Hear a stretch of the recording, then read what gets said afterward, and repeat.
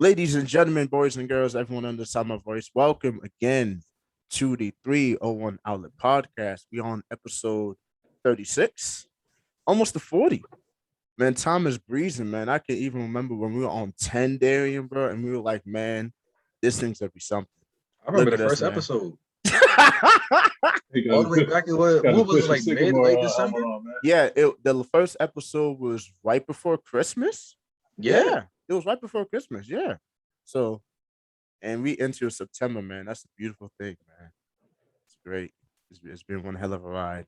But we got two wonderful guests hopping on. Two guests I've been honestly happy to have. We have a returning one, and we got a new one that I've been really been trying to tap in base with.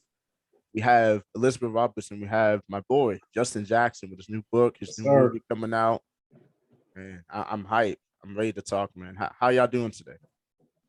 We're Great. good. We're great. That's good. That's Well. good. Oh, why'd you say well like that? We're good. We're great. We're gonna dive into some good stuff. Oh yeah. Oh, We yeah, got absolutely. a lot to talk to. We're gonna start off with a really good one. The whole Donda madness. This man, Kanye.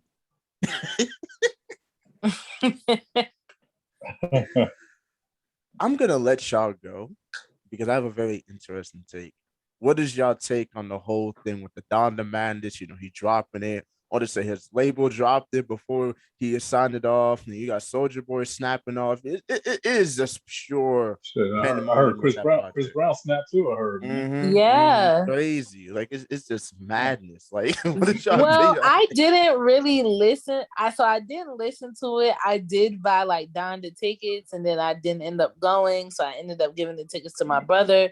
But both of my brothers ended up going, and when they posted it on Instagram, I saw that like Kanye was being lifted up in the air like he was Jesus, and I thought that was interesting. Like he went all the way to the top of the Mercedes-Benz Stadium, and like everybody else was obviously like surrounding him.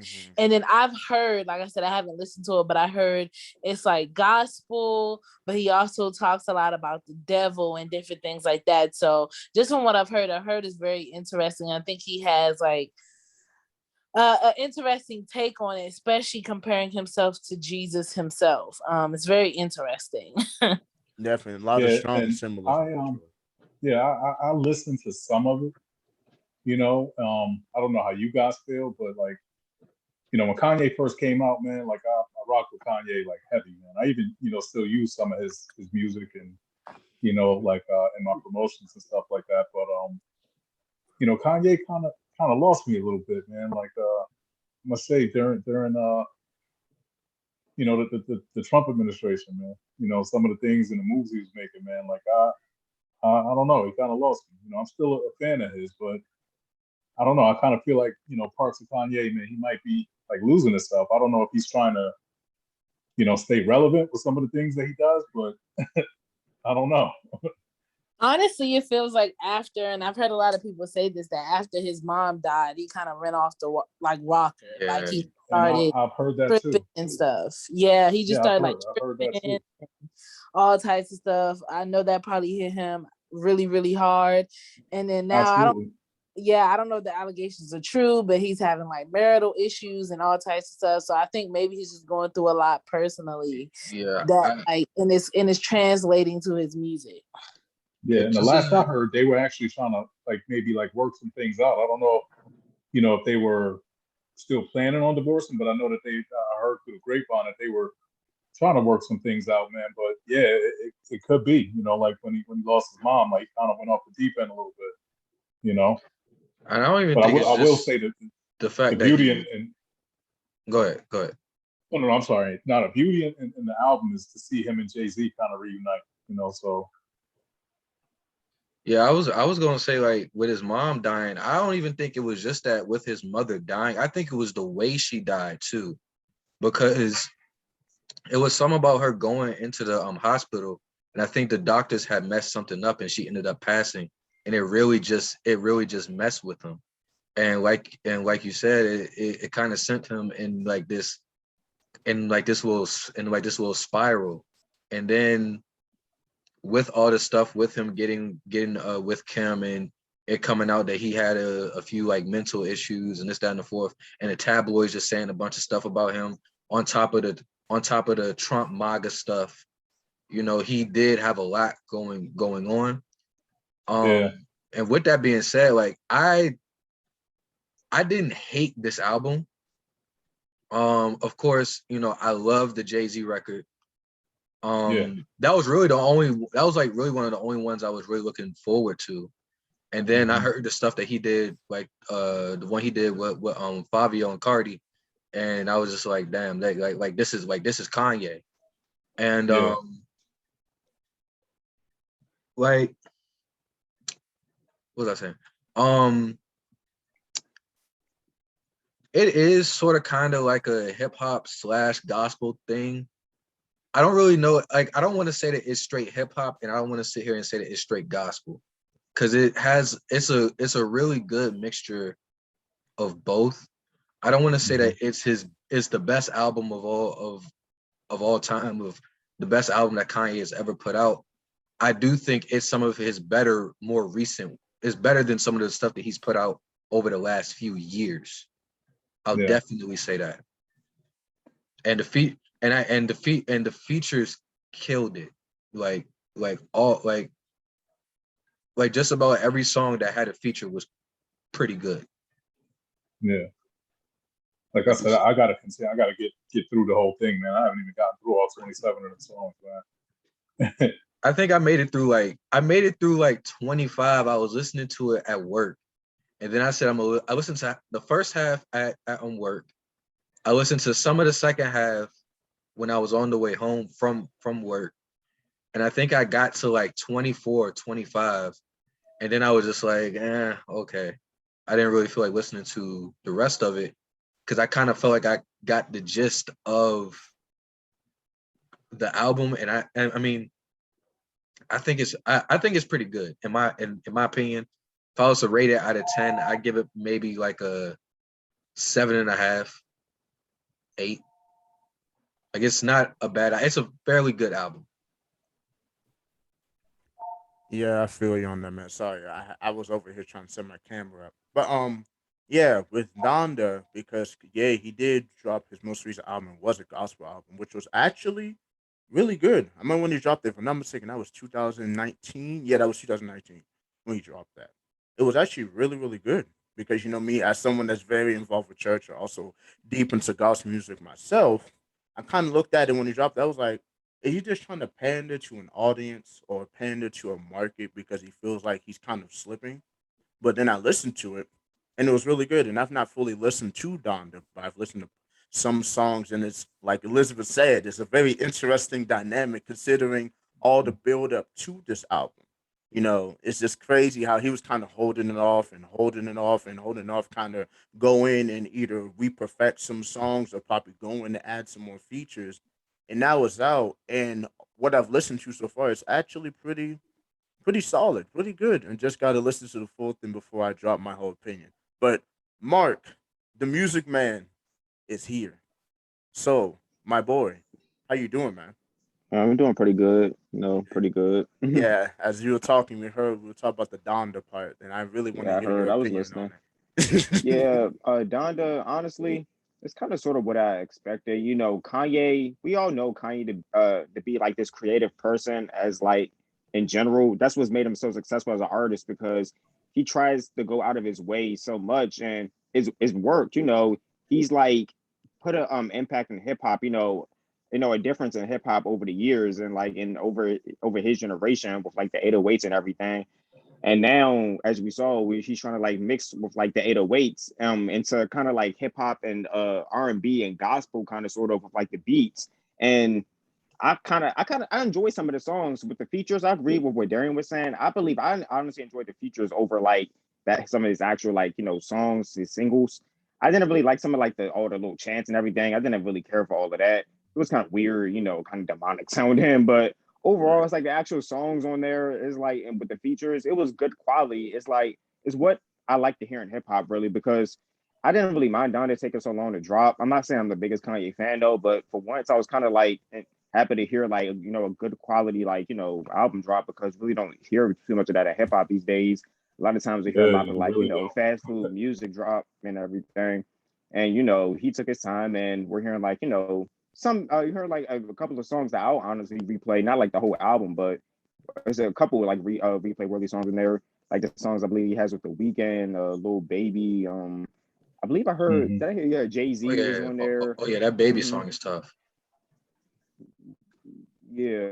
So it was like about 5 or 6 songs in there. I definitely replay with some good features. And overall I give Donda maybe like probably like really a 7 out of 10 because it's kind of long and drawn out. It wasn't bad though, but Yeah, not because I Yeah, must it wasn't is like the biggest. 27 songs. Yeah, It's a lot of that's because songs. about honestly, yeah. I was on And Apple I didn't Music. even listen to the Yeah. whole thing yet, hmm but that's about what I Yeah. would rate it, like a 7 out of 10. It's like some of the songs won't even play when in my Apple Music. It said this song is no longer available in your country on like the second half. I'm like, what in the world? I was like, yep, time to turn the album There was off. some parts of the album like I think it was like the baby's verse on jail, and I think another part of Yeah. oh okay. I think it was and I think a couple other songs too. Like some of the verses hadn't gotten cleared yet, or he didn't know that they had gotten cleared. And so when the album dropped, like the baby's verse wasn't on what wasn't on jail with Jay-Z's verse. You'll see it's in its own separate, it has So its own separate song. like Jail And Part 2. I mean maybe he'll go back and change it. And he is saying that it dropped prematurely, but but I think like they took it, like they dropped it, they took it out, or they did something with it. They added a few songs, a few verses, and then they dropped it again. Right. Yeah, because like it What do was you guys controversy think? about that anyway. So it's like whether he was going to keep his verse on there or not. Because before he Right. said he was going to take it off, and then Kanye, he likes to be flip floppy, and he added them on last minute. You never know what Kanye, unpredictable, but yeah. Since we're on music, like what do you guys think about Drake's new album cover? I kind of tried to, and people were like reposting it with their own twist. Like I think Tory Lanez did. I don't really get it. I mean, it's like different women of different races pregnant, but what do you guys think he's trying to say? I haven't even seen that, but I know Game's album cover was that, like I think the last album that Game put out, he had a bunch of pregnant women on his album as well. I don't know what the meaning behind that is, man, but I was listening to Joe Budden, and Joe Budden was saying that this isn't the first time that Drake has dropped an album with a trash album cover. He's known for this. And the thing is, people will take the album cover and they'll just meme the F out of it. That's what it did with, if you're reading this, it's too late. Yep. And it's trying to be great. They did it if you're reading this, it's too late. They did it with Views, and they're doing this with Certified Lover Boy. So it's just I just see it as this is something that Drake has done before. I don't like the album troll, cover. I think. He's just, I think he does it for like marketing. He's just trolling. This is this is what Drake is. He's just a troll. He knows that this is going to get people stirred up just because it's Drake. Right. It's just like I said in the group chat there, and I'm like, anything Drake does is a headline, so he uses that to his advantage, and I think that's really what he did with this album cover. And another thing, something like I said, I wouldn't say all because nothing was the same. That joint was fire, but and then he had a few other ones that are pretty solid. But yeah, most of his album covers are either bad in the terms of aesthetics, or they're controversial, and he uses that in his to his success. He did the same thing. I don't remember that song he did with Chris Brown. What's the name of that song that they overplayed like crazy? That to the point they made a music video, and you No can tell. guidance. I know what you're talking about. No guidance. Yeah. no Not guidance. before that. No guidance. Well, yeah, that one. Yeah, I thought It was that one. Views, It was one another of the. one. Yeah, It was another one. It was another one. They made a music video about it, and during the whole time, Drake was kind of like memeing himself. So I'm like, okay, Drake, I know what you're doing. I see what you're doing, brother. So I feel like this is one of those things where he's just gathering attention so people will check the album out. And regardless, like I just said, anything Drake does is a headline. And I like what he did with No Guidance because honestly, that was a good marketing scheme with the memes he did because that's when him and Chris Brown finally, squashed the beef. So that's why that was a big song because that was big to see Drake and Chris Brown finally, put that crap to the side and, yeah, finally settle differences and made more content. So I was happy to see that when he made And that it's just funny song. that They were like Drake is going at it for a while, dropping a new honestly. album, while where Kanye is dropping a new album. They're kind of Very beefing interesting, too. right? They're kind of in their own little back and forth Yeah. I too. do So that's want to. very I do interesting. want to. I do want to say this. Go ahead. We're talking about Drake and Kanye, but Kendrick's coming. And I Oh, think he's of and course. I think he's gonna be coming sooner than we think. Mhm. Because isn't it funny how Kendrick just rises out of the shadows as Donda's dropping and Certified Lover Boy's dropping, Oh, that new song Kendrick has with Baby right King in is pretty between it. good. Mm-hmm. And the thing is, no one ever talks about Kendrick. Kendrick's just been away for like the last 4 or 5 years, and then he 4 came years. back and Let's then say 4, yeah, because he dropped that 2017 album in was his last 2017. album. Yeah, that was his and last then album. Yeah, dropped that and disappeared. and then he When like does Black Panther album, the Black Panther soundtrack? yeah no Yeah, it was That's he either did after. that whole it was either that or damn. That was after no, them. It That was a was Black after Panther them. soundtrack thing because that came a year he after did the whole them. That soundtrack. was after them. Yeah, that was after. He came out with like a little mini. I wouldn't even say mini, but he did drop something after them. Like it was like a few singles or something like that. And then he did make something for Black Panther. So that was 2018. I remember that. But regardless, Darren, you do have a point. Kanye always, sorry, Kendrick, Jesus, one take. But Kendrick always kind of seems to like he'll go silent for a period of time because Kendrick, he's known to be a private, keep to himself type of guy. But he always has these times where he'll go away for a period. And when things start to heat up and stir up again, he'll show up like, all right, now I got to come out the shadows and remind y'all why I'm one of the best in the game. And I feel like this is just one of those times again. And I feel like he's coming with something hot, and I'm looking forward to it. Yeah, same honestly. Because I think Kendrick and J. Cole they're kind of similar in the same way when it comes to like dropping albums. They go away for like a long time, and then they come out of nowhere. When like things stir up, then they speak on How'd real you stuff guys that's feel going about on. J. Cole's Yep. last project compared to like some of his earlier stuff? I think this one. I think this was probably like I would want to say one of his more complete albums because this one he actually had, I guess, with the features and everything, he sounded a little bit more mature. He kind of like came for the people that was steadily dissing him about Yeah, the way he raps, what he raps about, and he was kind of just like, "I'm coming for y'all next. I don't really care who you are, what you do."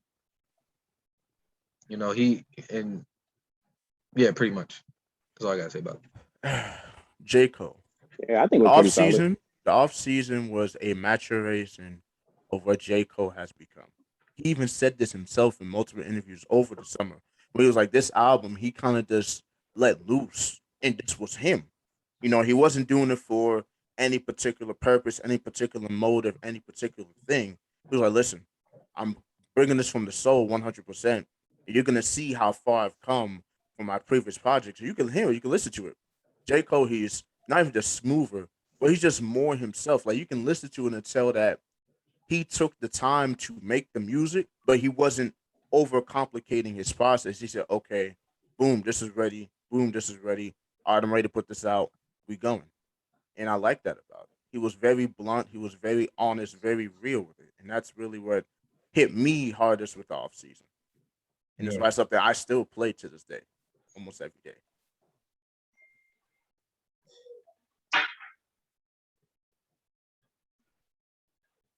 Yeah, I agree. Honestly, because with the because like the off season, because pretty much this was like the last where we're seeing J. Cole at his peak with this album and with the features he had and some of the things he's talking about, how he's talking about how he doesn't want to be in like the mainstream light too much. And he's been addressing this so long in his music, how like the industry like has a lot of issues with how the rappers go about their career and how like these labels are like, drowning out rappers and everything, and how music has changed kind of like for the worse. But J. Cole still finds a way, to make his own content and still make headlines with his music and create content, and his fan base is very loyal. So the album was pretty complete to me, and I think that was like the peak of J. Cole that we saw, and we seen J. Cole probably at his best with this last album, and I actually enjoyed it. And because I said we have to enjoy J. Cole, you know, his music while it's here, because you might not hear too much music from J. Cole in the future. But I enjoyed his last project, honestly. It was more like Darian said, it's more like mature albums, basically. And I think he's just at peace, man. He's at a good place in his life. You can tell by the music. He's just at a good place. Yeah, we spent all the Focus, negative man. energy to the side, and like like I said, Darian, some of the people who's been dissing him, and like it's like the negative things people have to say about J. Cole and his music, about him being a boring artist and stuff like that. But yet he's one of like the top. He's been like one of the top MCs for like the past decade now, and his fan base goes to show when rappers have a good fan base and make good content and don't sell out for like labels, you can like last long in the industry. You don't fall for the traps, and that's why I like that last album, and that's why J. Cole is so good as an artist and his work, and he's had success overall for so long as a music artist. For sure. Anybody else got anything add into that? That was a good one. That was a good question. I didn't hear the question. What was it? No, it was basically he brought up how what's your opinion on the whole J. Cole's new album and just comparing it to his last album. That's what we were talking about. Oh, it was like basically piggybacking on what you said. Yeah. I thought it was a new question. No. It's not new one. It's not new one. Yeah, No. yeah, that was pretty good though. Yeah, yeah. Sure. Evan, my boy, what is up, my guy? What's good, bro? Evan, Hey, Darian, they was looking for you at practice. Hey, bro, you're funny. Hey. Look, Devontae Adams took my ankles yesterday. I didn't want it again. Bro. You know how many wind sprints I had to run because of you? That ain't my problem. That's your problem. You the one that ain't show up to practice, bro. Oh, well, I'll do my push-ups tomorrow. Bro, we Bishop Sycamore. We supposed to be undefeated out here. Okay. People out here missing practice. Oh my god. Oh my goodness, man! Since we on it, might as well talk about it. Just get it out the way. Just knock it out the way. You might as well explain that briefly. Yeah. You might as well go on that subject. Right, the reason I'm just gonna go off this quick. This reminded me of when I was in Free State. I used to be in Free State. I went to this military academy in Aberdeen. It was 2013. Then it was almost 10 years since I've been. So when we went, I was part of the flag football league. I was on the flag football team. I was nice. I was good on defense, had good feet and everything. And we made it all the way to the championships, for the military, whatever. And when I tell you, these grown men of the other team, they did not want to lose. They were cheating. They were doing all types of crazy stuff. Like, can you imagine tackling in a flag football game and the refs don't say anything? Literally, wow, that's we were getting ran over. Like, mind you, this is 2013. I'm like 17. So imagine it's a bunch of literally basically high schoolers, like high school seniors, going up against like these 30s, 35-year-old grown military men. We're not talking regular civilian. We're talking military men. These guys, we used to see them at the gym every day because I used to go to the gym every day. Oh, Jesus Christ. Hold up, y'all. But yeah, like we used to go to the gym and see them every day when we used to train and everything. And they did everything possible to win, to the point where they had to cut the game off because it was just getting too hard. Like, they were hacking us, slapping us. It was crazy, man. So when I think about that whole Bishop Sycamore, I just think about that. I'm just like, they literally. The whole situation is crazy, man. Like I said, somebody at ESPN gonna have to be fired. Like nobody did their homework, man. Like that was crazy. And not only do you like do all this to get a nationally televised game, if you gonna do all that lying and all this finessing and whatnot, do not get bust 58-0 on national TV. At least did y'all see the highlights? Huh? Did y'all see the highlights?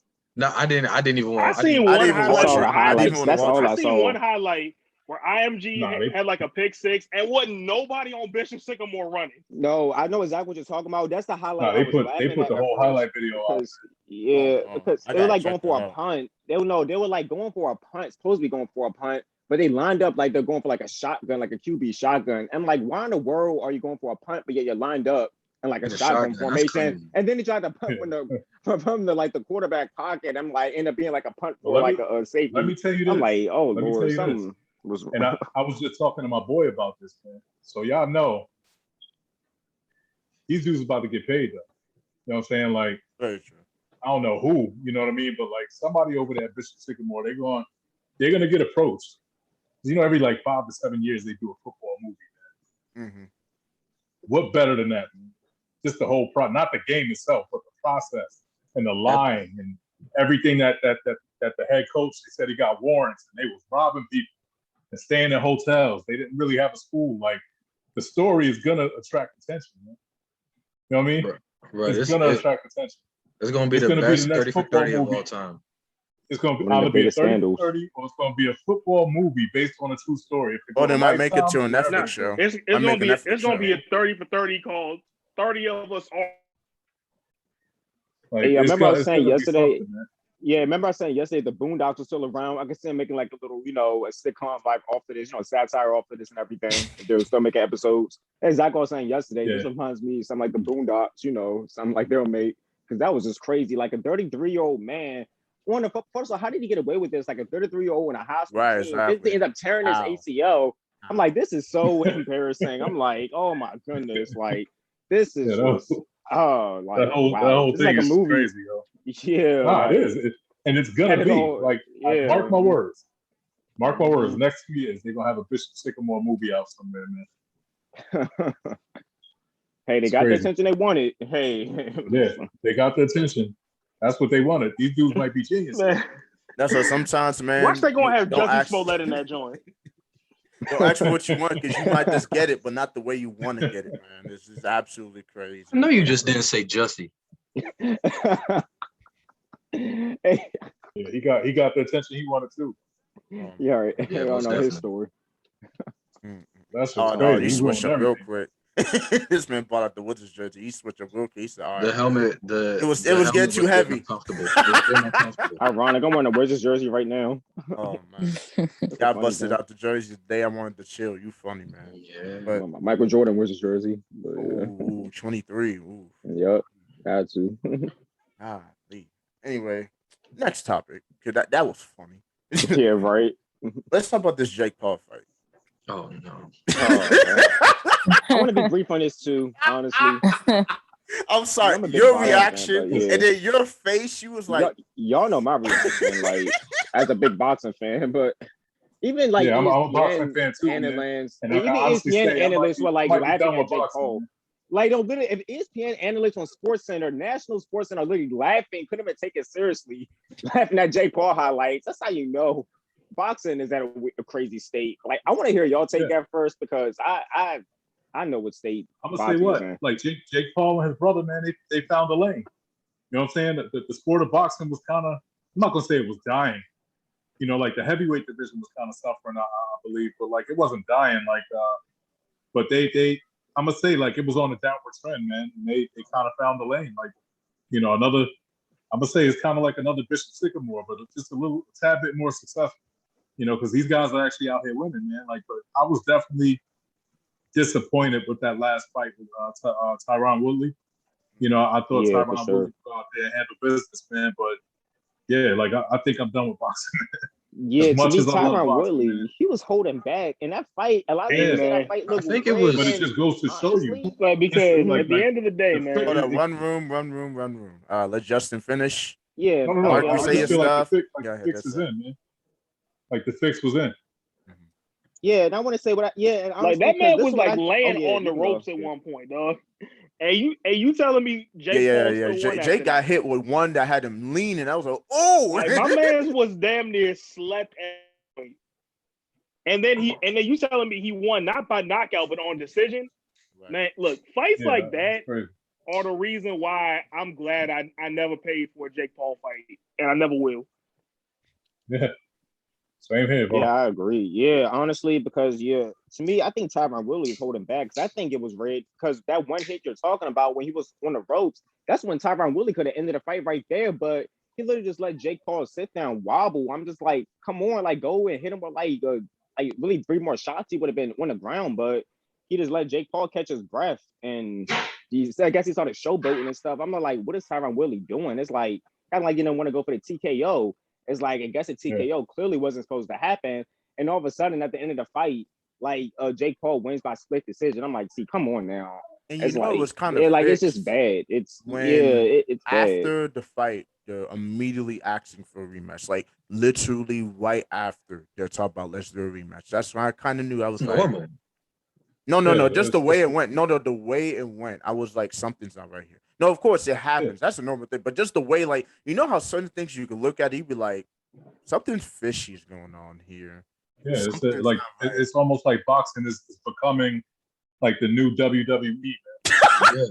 But the thing is, no. And I saw something on Twitter because a lot of people was getting mad at it. Mm-hmm. I'm not mad at what Jake and Logan Paul are doing. No, they found the lane. And a lot of people are getting mad at it, and they're like, if you support and you watch the WWE, you can't get mad at what Jake and Logan Paul are doing, because at the end of the day, yeah, the storylines in WWE is fake, but 85 to 90% of the combat that's going on in WWE is fake. It's real. And what Logan and Jake Paul are doing, they're actually taking real hits. Mm-hmm. So even though it may be rigged, what they're they're actually willingly getting punched in the face for like $5 million. Yeah. And see, like it's rigged because it's like the one time where like it was a straight up like where Jake Paul was probably gonna lose the Floyd Mayweather fight. Mm-hmm. Notice how that's the one fight where they said, all right, look, gonna be an official winner. Mm-hmm. Yeah, that's true. Yeah, mm-hmm. And then we talked about Notice how that was the one fight where they said it's no we official talked about winner. That. We brought that like up. That was like because they know that's the only way Jake Paul could say with even somewhat of a straight face that he beat Floyd Mayweather. Mm-hmm. And notice how it was an exhibition match anyway. That's how they kind of treated it. So yeah, right now I think boxing is just struggling with like ratings right now, because honestly, I thought they were doing pretty decent, because with the heavyweight division, like we've seen with like Deontay Wilder and everything, but I'm guessing it's just, I don't know, with the welterweights and everything and middleweights, I'm guessing the ratings aren't that good, so they're trying to bring these celebrities in, so I guess to get people to focus on boxing again, because basically ever since Floyd, kind of sort of retired and he hasn't been, kind of got out of his prime and everything, people haven't really been like paying attention to boxing as much. So I guess this Jake Paul thing is a marketing strategy, definitely a marketing strategy that boxing is trying to do, but it's just making the sport like, if you're like an actual boxing fan and like the craft of the sport, to me, it's just making it like kind of like a joke. It's just making the sport suffer, it's man. not like the true boxing fans. Mm-hmm, what we're used to seeing actually people in there like getting, beat, like serious fights, like the art of it, passion with it. Like this is just like some YouTube star randomly come out of nowhere. Tyron Woodley has success, like, in like his combat sports, and this was like the sport. So like to see him just go out and just like kind of sort of, to me, I think he kind of sort of sold out, honestly, because just hold back like that. That's weird. I don't know.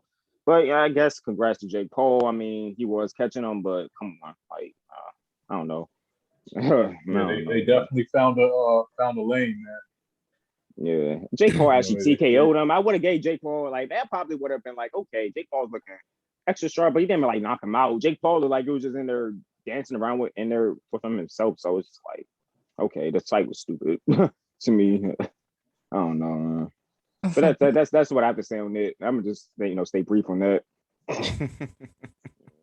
But I do agree with a lot of your points. It's like they found their lane.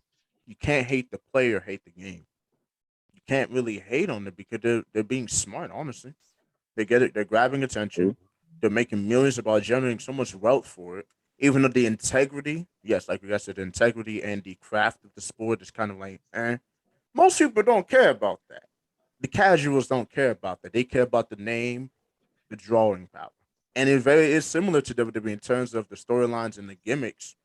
That's what's driving it. People are tuning into the Paul brothers and they want them to get their ass whooped, but they're not getting their ass whooped. It's a smart tactic. It's something that in WWE does a lot of the time. Like, I'm gonna just bring up an example. Edge. I'm just gonna bring up for example. Rated R superstar. People used to really tune into SmackDown to see Edge get his ass whooped. I was one of those people. We had that conversation at SummerSlam. I remember, but yeah, like Edge was one of the people literally would tune in to see him get his ass whooped. But every time he would find a way to sneak out of it. It's so crazy. It doesn't even make sense. Like literally, this man was the world heavyweight champion for a brick, and he was facing Batista, Undertaker, everybody, Rey Mysterio, everybody you could think of, and he would just find a way to slither out. And people was like, "Bro, I'm tired of seeing this man win. We have to see this man lose." So boxing is now starting to take that in where they notice, okay, these two brothers, people don't naturally like them because they're YouTube stars. They're basically YouTube stars. They're YouTube boxers. Ain't no past controversy they had, but you know, I'm not. We're not getting into that. We're not getting into that. We're not going to talk. Yeah, it's not just because of star, but you know, because that's the main reason, the root of it. Yeah, but you know, all right. Definitely. I didn't even want to bring that up because that is a conversation for another day. But yeah, so now they have this drawing power. People want to see them lose, and they're not losing, so they're going to continue having that attraction. So it's a smart tactic. You know, it's nothing that really get mad over. And let's get the joking matters out of the way. I just want to knock this up because this is just so funny.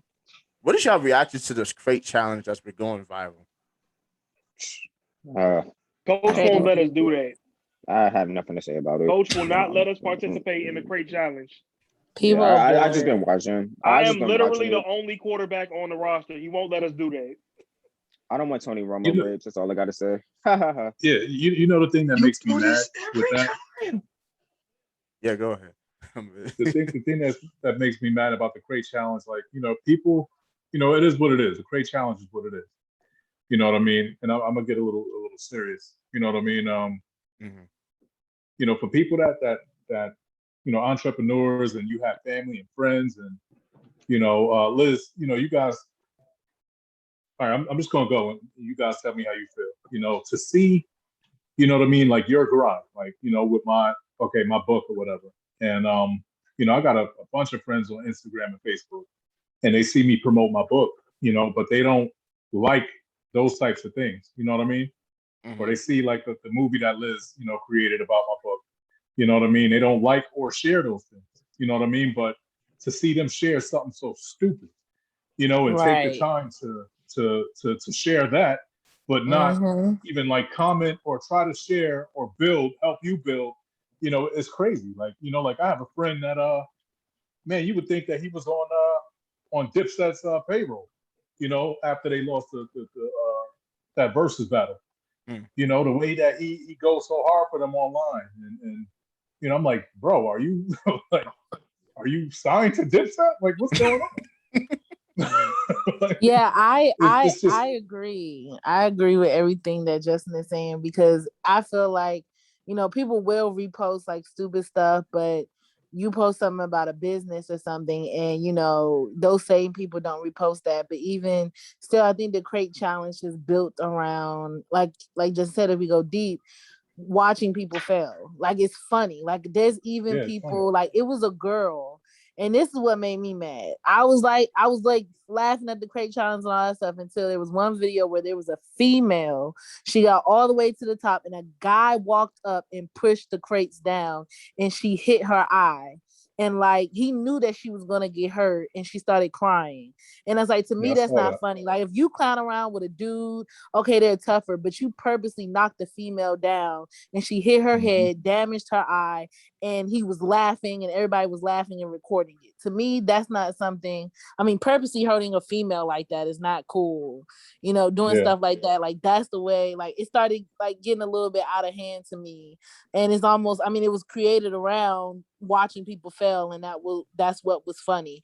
And it's crazy because we see our people doing it, and so it just resonates that, like, you know, comparing it, you know, almost goes deeper. Like, that's what we like to see each other do, is like not get to the top. That's what it is. You can't make it to the top, and if you do, I'm gonna knock you down.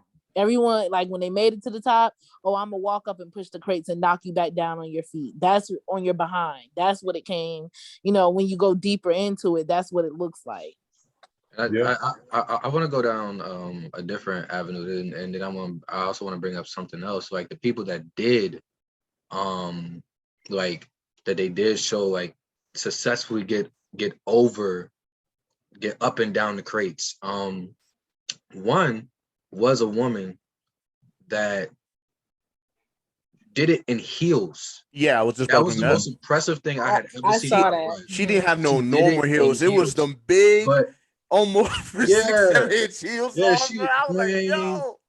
man, she was wearing club heels. Mm-hmm. But the other avenue that I wanted to go down is people are doing this, and you see people getting seriously hurt. Mind you, you're putting crates 7-8 feet up in the air, and you have no soft landing. You're either landing on hard grass or you're landing on hard concrete. Sometimes you're landing feet first, sometimes you're landing head first. Either way, you're going to get hurt. And the thing is, we're still in the middle of a pandemic with this virus that no one can really seem to get a grip of. And hospitals are over flooded with sick and dying patients to the point to where some hospitals don't even have beds anymore. They have no oxygen ventilators to give anybody. So there are people that can really get seriously hurt and they can't get treatment and they can real life die from that shit. I agree. Like there's people breaking their ribs, and I even know a girl, she just gave birth this morning, but she was supposed to give birth last week and they didn't have any beds, sent her home like pretty much already dilating from like last Thursday, and told her, oh, you can check back on Monday and see if we have any beds. Monday, still no beds. Tuesday, still no beds. And like she finally, and like she's in full-blown labor and everything, but there were no beds because people were either from the crate challenge or COVID. And that's the maternity unit that didn't have any beds. Like, or they're taking beds from the maternity unit and putting it other places. Like, it's so short-staffed that, yeah, it's getting, really crazy, and people are seriously getting hurt and breaking ribs and all types of things over it. And then my question is like, where do these things come from? Like, who starts these Thank things? you. These things like I really should. I'm telling you, man. I got two theories you, about this. I'm a big time conspiracy theorist, man. When it comes to a lot of things, I feel like a lot of these like memes that we see, a lot of like the things that are going viral, like are they like planted in our hoods, like or in our neighborhoods? Like I don't get it. Where does this stuff start? I want to hear your theory. It's one of two places. I want to hear your It's theory. one of two places where these crates are coming from. Either A, they coming from the local schools that's in the area where they just like run in the cafeteria, snatch the joints, and run out, or they coming from Walmart. Because Walmart sell everything. Bro, I seen a joke. Someone was like, Walmart sell everything or something like that. I don't know. It's crazy. Goodness, but no, just to piggyback what Justin said, I really think that I'm not a big conspiracy theorist, but I am a big believer of everything happens for a reason. And this stuff that goes viral, it's like what Elizabeth said, and it's true in Black community. A lot of us, we don't support each other. We don't support our ministers. We don't support the grind. We support each other with stuff that honestly doesn't matter. Like, oh yeah, we get a new job or this and that. It's like, yeah, that's cool. But as we all know, in the year 2021, you kind of have to be an entrepreneur in some sense of the word, because having a regular 9 to 5 is just simply not enough anymore. Like, pretty soon it's not going to be enough. Like, we're going to a society where people are buying groceries with Bitcoin. I was just in a group chat today, and the girl was talking about how she bought Chipotle with Bitcoin. People are buying food, ordering food with Bitcoin. So we're going towards a cashless society. We're going to a society where it's heavily on cryptocurrency. So back to my point, let me spin back around. We don't support each other when really it needs to happen, unless it's very circumstantial. And I feel like with the crate challenge, the symbolism behind it is people trying to make their way up to the top, and either they simply can't hack it, or we make a way to where they can't get to the top. Or once they get to the top, when they're trying to gather support and help other people, no one wants to climb up behind them. No one wants to come up there and help them achieve this great goal. And I feel like with a lot of the other memes and stuff that comes out, there's always a deeper message behind it. So I'm sitting here thinking, was this all meant to be? Like, did someone just randomly start doing it and it just caught fire and the people just saying, hey, yo, let's do this? Because we live in a society where the blind follow the blind, the sheep follow the sheep. Yeah, so, because this is not even the first challenge. You got challenges of people fucking setting themselves on fire, yo. Yeah, it's monkey see, monkey do. I know for a fact that all y'all remember the OG cinnamon challenge. I was just about to bring that up. Yeah, I remember that. That was one of the first. That was one of the first stupid challenges. There was that one. There was the spider banana challenge. There was a whole bunch of stupid stuff, man. I'm just like, I never heard of them. I didn't even know remember the cinnamon challenge list. No, I never heard them, but I do know a few years ago, this boy, it was a challenge about how long can you hold your breath. I forgot the name. There was that one too. Yeah, but he passed because he had no oxygen to his brain. He was in his room trying to record the challenge for like YouTube or something, and ended up passing away. And I'm like, it's just crazy because even our kids are doing, these things because they see it on TikTok and all different types of stuff, and it's just dangerous at the end of the day. The cinnamon challenge was dangerous in itself. You had to take a tablespoon and just pour like a bunch of cinnamon on it. Literally. And just try to swallow. Mind you ain't supposed to eat cinnamon like that. You're not supposed to eat cinnamon by itself. The cinnamon is very dry, and it's like dry and spicy. Yeah, it'll kill you. Dude. Wow. Choke you up and all that. Yeah. There was that one. There was the spider banana one. There was the one where a dude tried to eat like 100 annihilators. Like, it was some stupid stuff. It's like, what is going on here? Like, it's just so stupid, man. It's so crazy. So it's like, and it's been happening for the past decade. This is like the power of social media, honestly. Ever since social media really blew up, and like, and that's honestly what like this crate challenge basically what it is. It's like one person sees it, yeah. Right. It's like it's a bunch of stupid challenges. Like, it's just crazy. Dumb, honestly. I don't have too much to say. But this is the stuff that goes viral. That's what's killing me about it. It's like stuff that because everybody can't be that bored. It's the perfect storm of bizarre and stupid. That's why it goes viral. It's too much going on in the world for this to be going on, like for dumb stuff for this. Like, come on. Like like now people making jokes on the crate challenge about to kill more people than COVID. I'm like, why would you say that? Why would you? People are bored. Like the fact that I know someone bored and desensitized to the whole thing. Yes. Yeah, like I know someone who literally like. And did you guys hear about the people who got shot during the crate? It was a drive-by. I mean, what city was that? Yeah, I heard about that. I don't think they released the city. Yeah, I don't know. It was a girl and a boy. Yeah, people are they did a drive-by. It is a cold world out here. Yeah. And then not even that, just in the DMV area, we just had a kid that got shot in DC. PJ, I know Mark, Darren, I saw that. I'm pretty sure Liz, we saw that. Yeah, there was that. Like, it's just crazy. I'm just like, man, too many what kids. is like, it's ridiculous. Wow. It's senseless. Like, kid was only 8 years old, man. I'm like, it's crazy. Wow. I think it should be a code that you don't mess with women and children. Yeah. But he was hit accidentally. It was two gangs shooting at each other, and he was in the house playing video games. It was a stray bullet, so they that's what makes it worse. Like people like don't want to go face. People want to man up and go face to face with the problems no more. People just want to like put everybody else in harm's way. People are too cowardly to go up to people, and like solve their own problems. It's just sad, and that's why you're seeing these kids getting hit up too. An elderly woman get hit up here, man.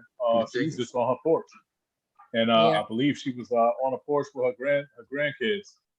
And I don't know what they were doing. I think they were actually releasing balloons for her birthday. And a drive-by came through and killed her, man. She was able to get her grandkids in the house, 2 grandkids.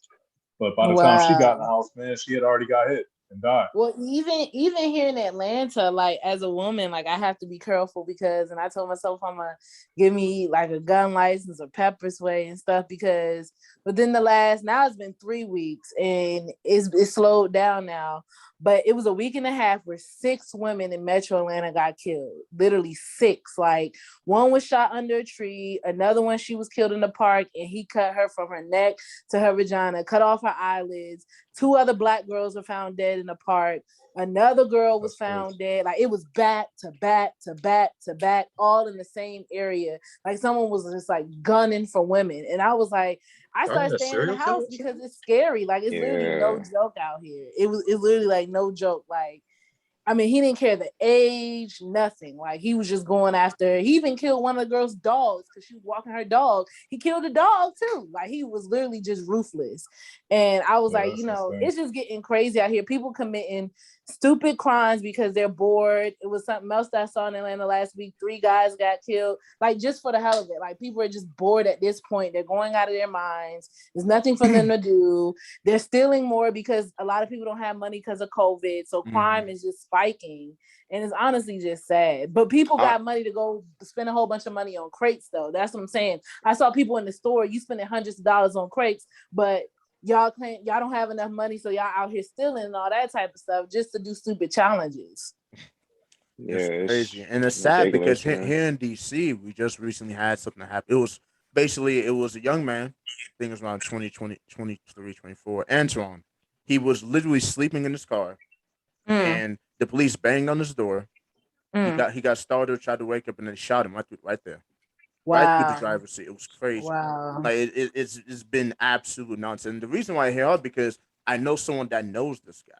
So when I heard, I was like, it's just crazy. It's just what I don't know where it's going on, man. It's insane. I've heard it's been getting wild up there. I've heard like, because although I live in Atlanta, I have friends and stuff up in Maryland. That's where I'm from. So I heard like Southeast is getting crazy. I know something. A DoorDash driver just got killed in Mitchellville. The little boy, he got killed in Landover. I'm like, what is going on? Like, it's crazy. Worse. It's even worse in Baltimore. Oh, I believe it. Baltimore's been bad for years and years. There was also a mass shooting in North Carolina, and one man died. Oh wow! So there was that too. Yeah, I know about Baltimore. People used to ask me, "Was The Wire real?" Like when I first moved down here, people have asked me, "Like, was The Wire ever real?" And I said, "Oh, you can go to Baltimore and find out." I said, "Although that was a TV show, no, that joint real. Like everything Baltimore, that they put on The Wire, that stuff really be happening." Basically, they put all the money into like the inner city harbor, and they just like to get all the rest of the city. It's just that I gotta pray for that city. It's been That's like why that for years it's a and blessing when you step out the house. Yeah, come back in one piece and come back. That's a blessing. You better think. Count your blessings, Definitely one by one. You better praise because man, it's like it's crazy how just so many people that just walked out. They're going out to either be with family or friends or going to work or something, and they don't make it back home. Of this craziness is going on. It's absolutely crazy. So that's why every day I'm like, thank you, God, for holding me over because I'm not better than the person that got shot. I'm not better than the person that got in that crazy situation didn't make it out of. But just the fact, I've been good. Nothing's crazy's happened to me. I've been straight. That's just a blessing in itself, and not a lot of people can say that. Exactly. It's absolutely crazy. But off that topic, let's just go into NFL preseason final predictions. The season is about to start, and I'm hyped this year. I'm hyped. Redskins all day. I'm gonna show y'all something. Liz, I didn't even fly, Eagles fly. Oh, man. All right, you have another one? Fly, we already got to deal with the biggest football team fan here. Now we got another one? Let me tell you. Me and Bobby do not approve of your shenanigans, sir. This was Sunday. He went to the Giants game. This was Sunday. Oh man, that's tough though. I kind of want to go to a Giants game though. Just not during the Cowboys game. Yeah, you a Cowboys fan, man? Yeah. Oh, good. Yeah. I'm sorry, Dan. Your reaction was priceless, bro. You were like, "Yo." I'm not talking shit today. I'm not talking shit. Although I didn't like Mark's comments about the Tony Romo ribs, but I'm gonna let it go. I'm not gonna talk shit because I'm vastly outnumbered, especially because I don't really care for the Eagles or the Giants. I just can't stand that damn football team. They make me so I don't like them at it. You know how Stephen look at that. Bobby gonna come through the phone. You know how Stephen A hates the Cowboys and Cowboys fans. Mm-hmm. That's how I feel about the Washington football team. Except I tolerate football team fans because I live here and so many people I know and love. But you know what? Like Evan. Y'all know what's about to happen in Washington, right? What? They about to get Cam. Hey, I hope they Mark, do. mark my I word. hope they do. Mark I my actually hope word. they do. I don't think we are. The No, I'm Patriots telling dropped you. him. Main reason? I'm telling you. They're gonna get him. Because Ron Rivera's there, right? Y'all got Ron Rivera? But my thing about Ron Rivera is the one that pushed Cam out of Carolina. Nah, it wasn't. And again, if Ron wanted Cam, if Ron really wanted Cam, he would have brought Cam with him to DC, and he would have been the quarterback last year. Exactly. But it's a money thing with that. Listen, y'all got to think. It's a money thing with that. We had a lot of cap space last year. We could have brought him in. We could have signed him. Mark my words, it's gonna happen. Y'all got Ryan Fitzpatrick, man. Like it's. I mean, yeah, but again, it's all about what Ron wants. I don't think Ron wants Cam. Look, let Ron Rivera make the right decisions. That would be dope. Man, we all in the same division, though, man. I didn't know y'all. Yeah, Ron had Fitzpatrick. Redskins and Cowboys fans up here, man. Yeah, Eagles. We got an Eagles fan too. Man. And the Eagles fan, damn, we all in the same. Just not showing it, but I'll talk about them enough. But I mean, you did bring up the Tony Romo joke. As soon as you said that, I laughed. I was like, bro, here we go. But this season is looking to be a very, very, very, very, very, very good season. And just personally for me, because I've not been really into football the past few seasons, so diving back into it because football is my first love. Like I used to play football all the time when I was younger. I even almost played for the high school team, but my grades wasn't good. I was one of those delinquents. But yeah, football's always been my first love, and just diving back into it, refinding that passion. I'm looking forward to it. My Ravens, man, I'm looking for Lamar Jackson to step it up, go to the next level. I know he can. People think he's capped. People think he's kind of reached his ceiling. I don't think so. I think definitely this year the Ravens, we got it, man. We can go far as just circumstance. Again, and I've said it before. I've said it before about. My favorite player right here, man.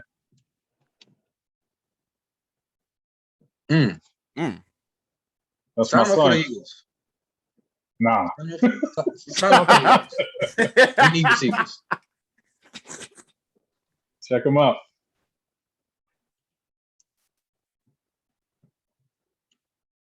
That's all right. I like the football. Yeah, man. He just started playing contact this year. Oh, that's good. Okay. That's good. Yeah. But with Lamar, like my only thing with Lamar, I really just want him to improve, like actually throwing the ball consistently. That's the only thing I have against Lamar. Not saying he can't throw, but when he does, he kind of, I don't want to say he seems scared to go go downfield, but for me, it's like I want Lamar to throw. And again, people look at his numbers versus, especially last year, and I've used it before, is when he played the Cowboys, when he played the Bengals, when he played the Eagles, when he was playing teams with very bad defenses. They look at his numbers and they're like, oh, well, Lamar can't throw now. We'll look at his numbers throwing the ball when he's playing against the Chiefs, the Patriots, good, actual, legit defenses, right? Definitely, I got your point, bro. I got you. But it's like, yeah, like now we got receivers, we got a better O line. I don't think that really would be a problem, but definitely I'm on the same camp as you. I want to see him throw the ball more. Not running all the time. Because last year our offense did kind of become a little bit predictable. It was kind of like, oh yeah, Lamar's gonna run. Let's trap him in. Let's make sure he can't go nowhere. So this season, I'm looking forward to it. Just looking for, like I said, just getting back into football because last season I barely watched. But this season I'm definitely gonna be catching up with every game, and I want to go to our first home game because our first home game is against the Chiefs, and our last home game is against the Steelers. So I definitely want to go to those two games. Those two games will be lit. That'll be fun. I'm just mad that Dallas doesn't come to town till late in the season, till like mid-December. December.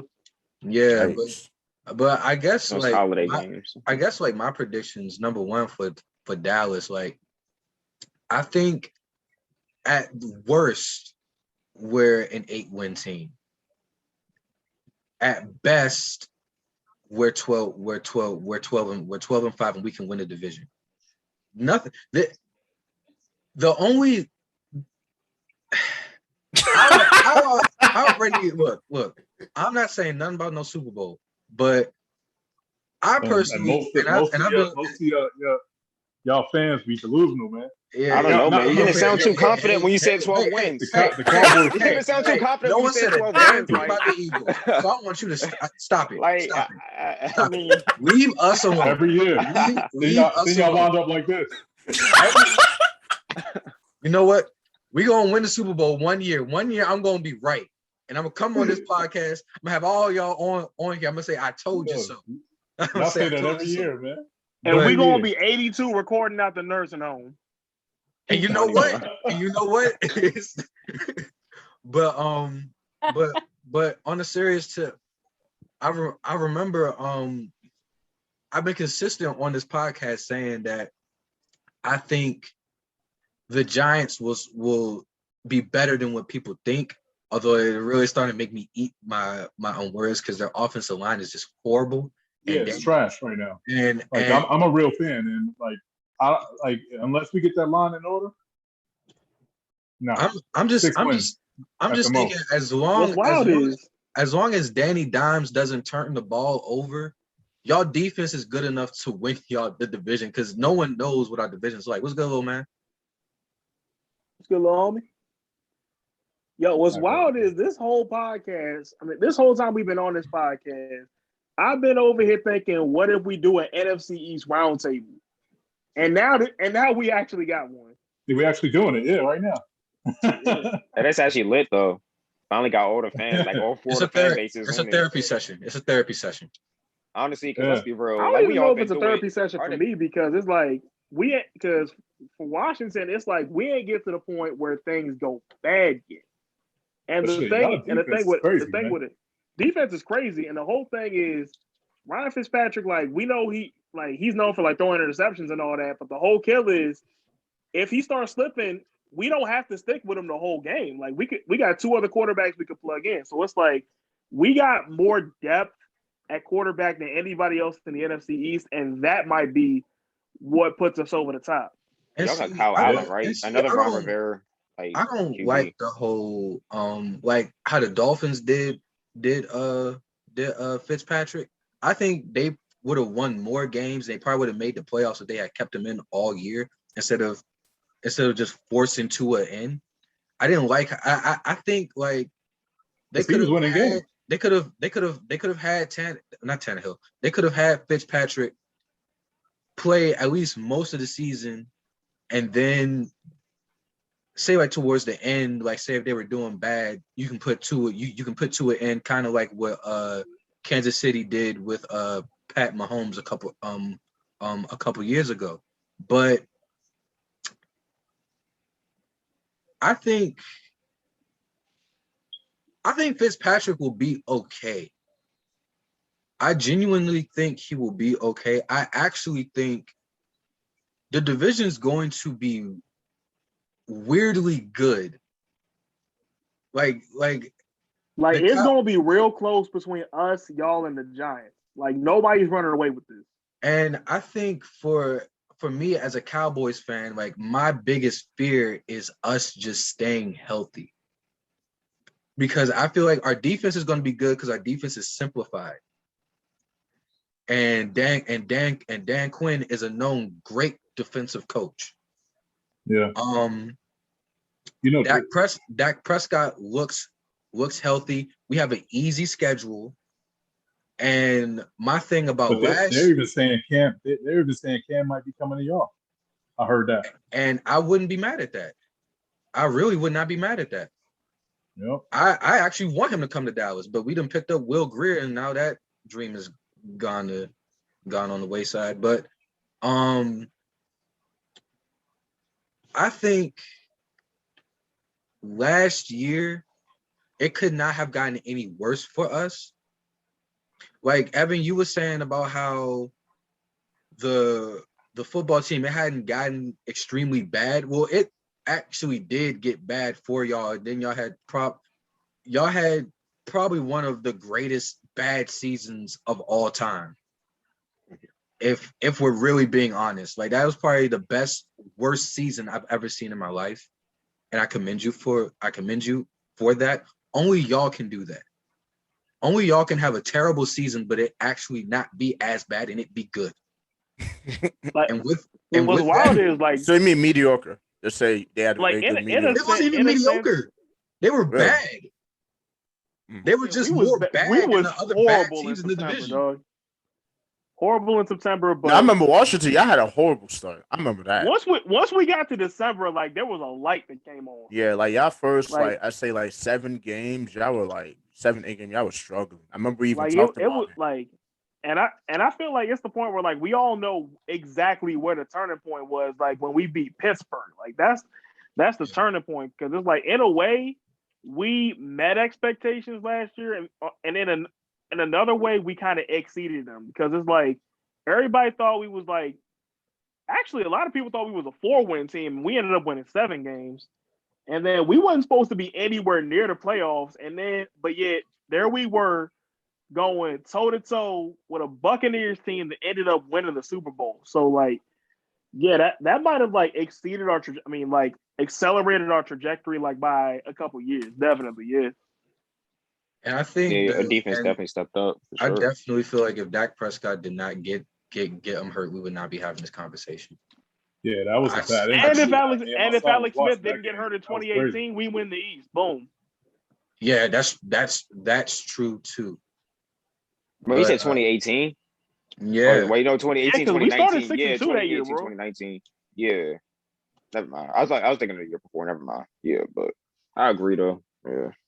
I'm still mad the Eagles pulled that bullshit in week 17. I will never get over it. And we thank you for it.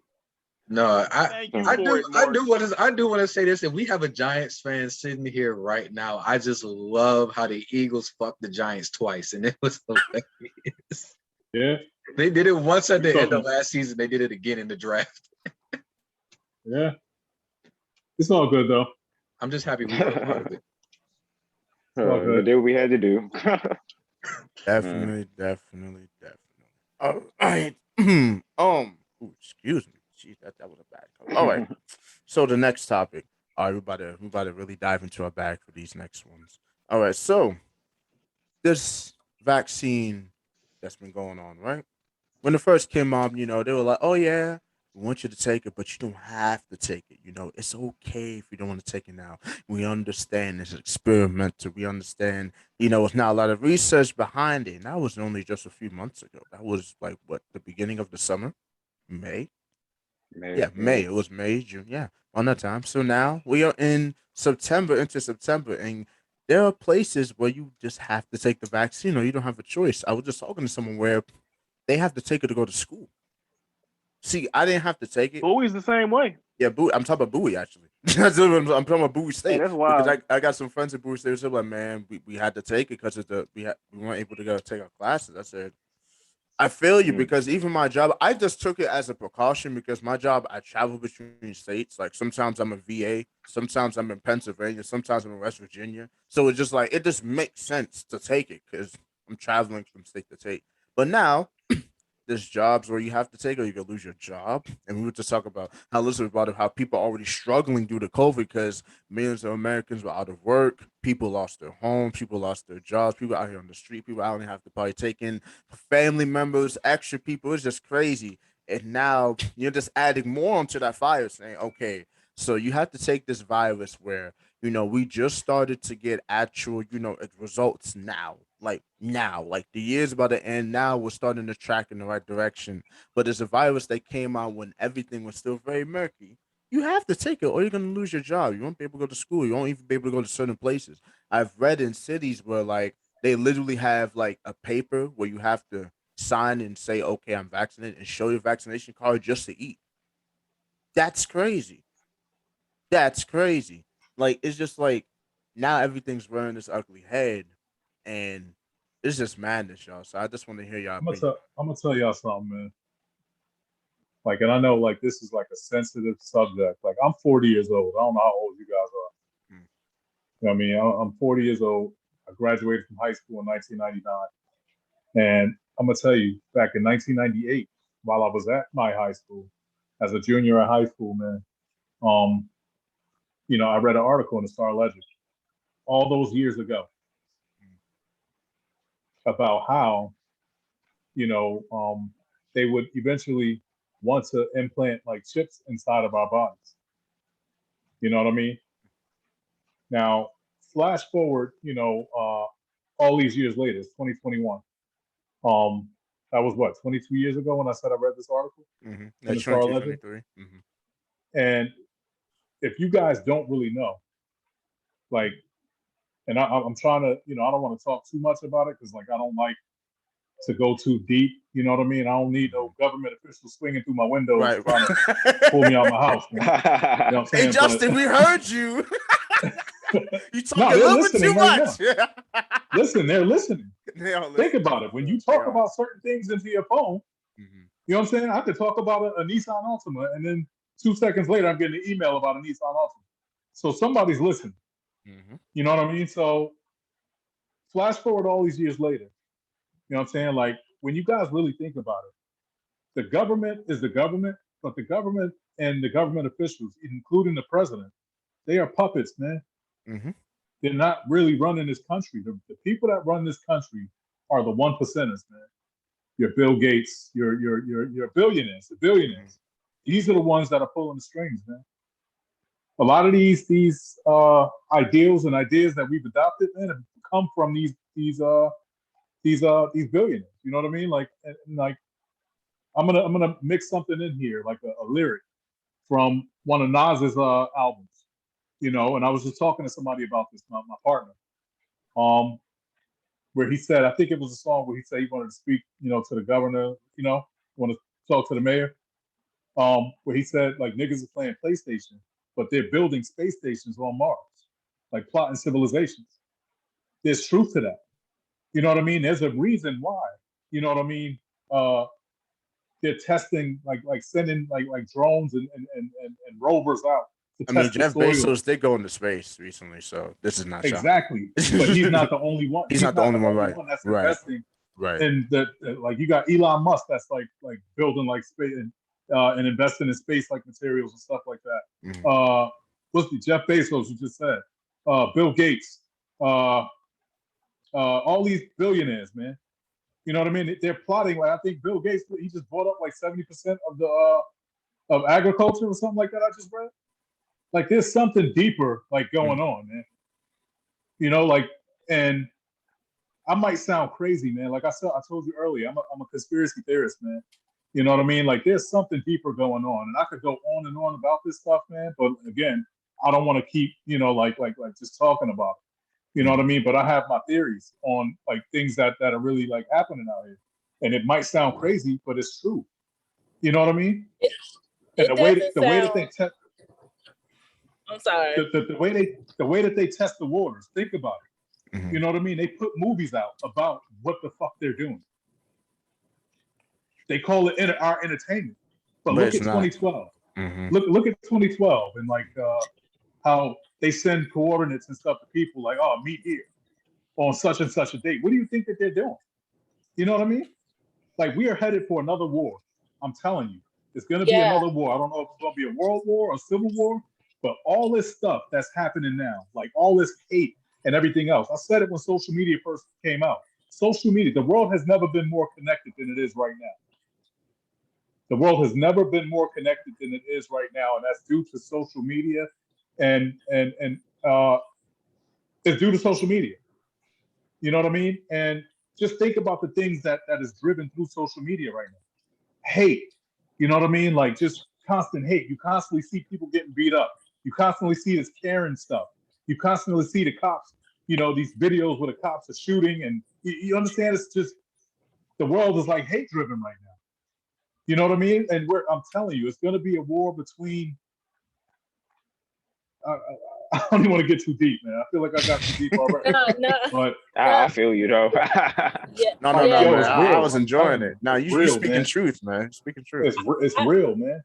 Yeah, my take on it is, Okay, no offense. I have to respectfully disagree because it's not just in the United States. Like, we can't relate our presidents to, I mean, that has nothing to do with China. I mean, yeah, maybe China, but I'm just saying, like, there's people in other, it's a international disease. It's not just like people. Now, if it was just the United States, that's one thing, but No. everybody is getting sick. It's So definitely it's not everybody. just, It's everybody. It's international. That's why I said the yeah, that's world what I'm saying. has It's never been more international. connected than it is right now. Right.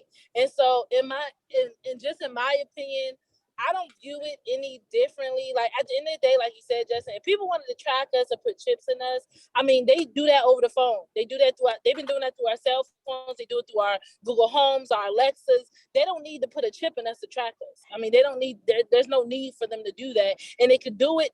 Who knows what they're putting on the cotton swab to put up our nose. So it's like, if we're going to question everything, and my whole thing is, people travel to Africa to go on trips and get vaccinations for diseases that they never even heard of, but they're tripping about COVID.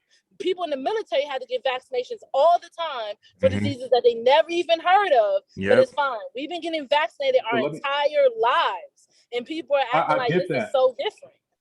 No, I get that. But my question is this, and this is like my question is this: when in the history of life, in the existence of like the government and just anything, have they been so willful to just give away something for free like that? You understand? Polio, swine flu, measles, everything else. I mean, polio was the same thing. Ain't it places that give away the flu shot for free? Don't CVS do that? Yeah, the flu shot. I mean, there's plenty of vaccinations that they do that for. They've been doing that for years. That's why I said, I don't know why everyone's acting like this is so different than any other thing. People get their kids vaccinated to go to school. We've been doing that. Shoot, I'm 27. I've been getting vaccinated my whole grade school. I'm fine. You got to get vaccinated to travel too, like out the country. When you travel, you get vaccinations.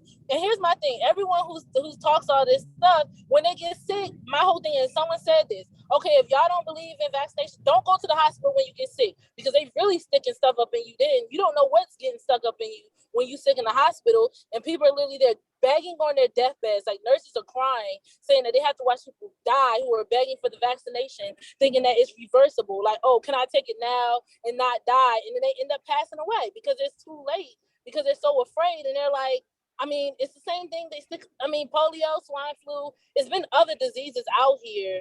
So it's not like it's the first, and it's COVID-19. That means there's 18 other ones out here. So that's why I don't understand why. And COVID-19 has been around for a long time too. Just to add on to that, it's been around for years. It's not new at all. But yeah. All right, but my take is basically how like vaccinations being mandatory for a lot of places. We really brought this on ourselves if you think about it. Like this vaccine, this virus could have been handled way better, but it's just people just don't want to listen.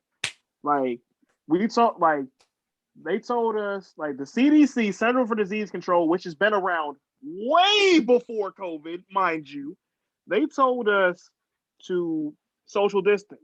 People ain't want to listen to that. Then they said stay inside if you ain't gotta go nowhere. People ain't want to listen. Then they said like wear a mask. People ain't want to listen to that. But now they offer a vaccine like a way to get out of this pandemic, and people still don't want to listen. So it's basically like the country and the CDC is like, all right, now we're gonna give you the vaccine, and if you take it, you get these privileges. Like you get to go to sporting events, you get to go to restaurants, no problem. But if you don't, and you can't get into these same venues, then that's on you, because we gave you every opportunity, but you just wanted to be hard-headed. And basically, that's what I was saying. Like, I just think it's going to get ugly at that point. You know, I hate to say that, but it's hard to make people believe something beyond their own thoughts and their own beliefs, if that makes sense to you guys. Oh, it definitely does. That makes sense. You know what I'm saying? So I feel like we're all like that to an extent about our own beliefs. Absolutely. No, that's just But we humanity have in to learn. general. Yeah, Humanity in general. it is. But we have to learn to kind of open our minds to different things. But, for a lot of people, it's just easier said than done. You know what I mean? And I really feel like I'm not going to say we're doomed, but I just feel like, while I may have an open mind and everybody on this chat may have an open mind, to different things, like there are a lot of people out here, maybe more than there are, like people that do, but it's just, I just feel like we might be headed for a bad place, man.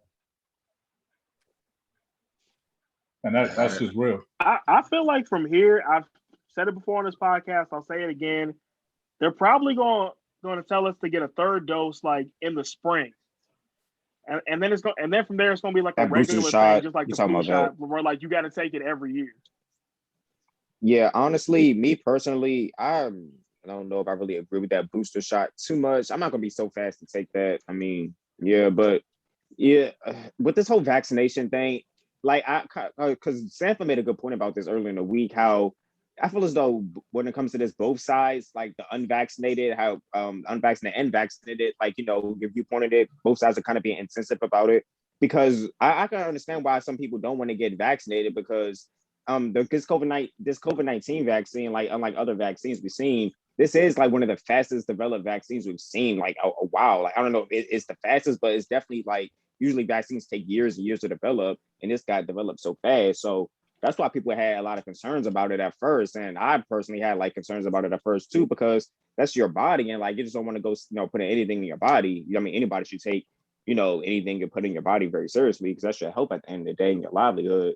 But, for the people like who don't want to get vaccinated and everything, like they need to be out here.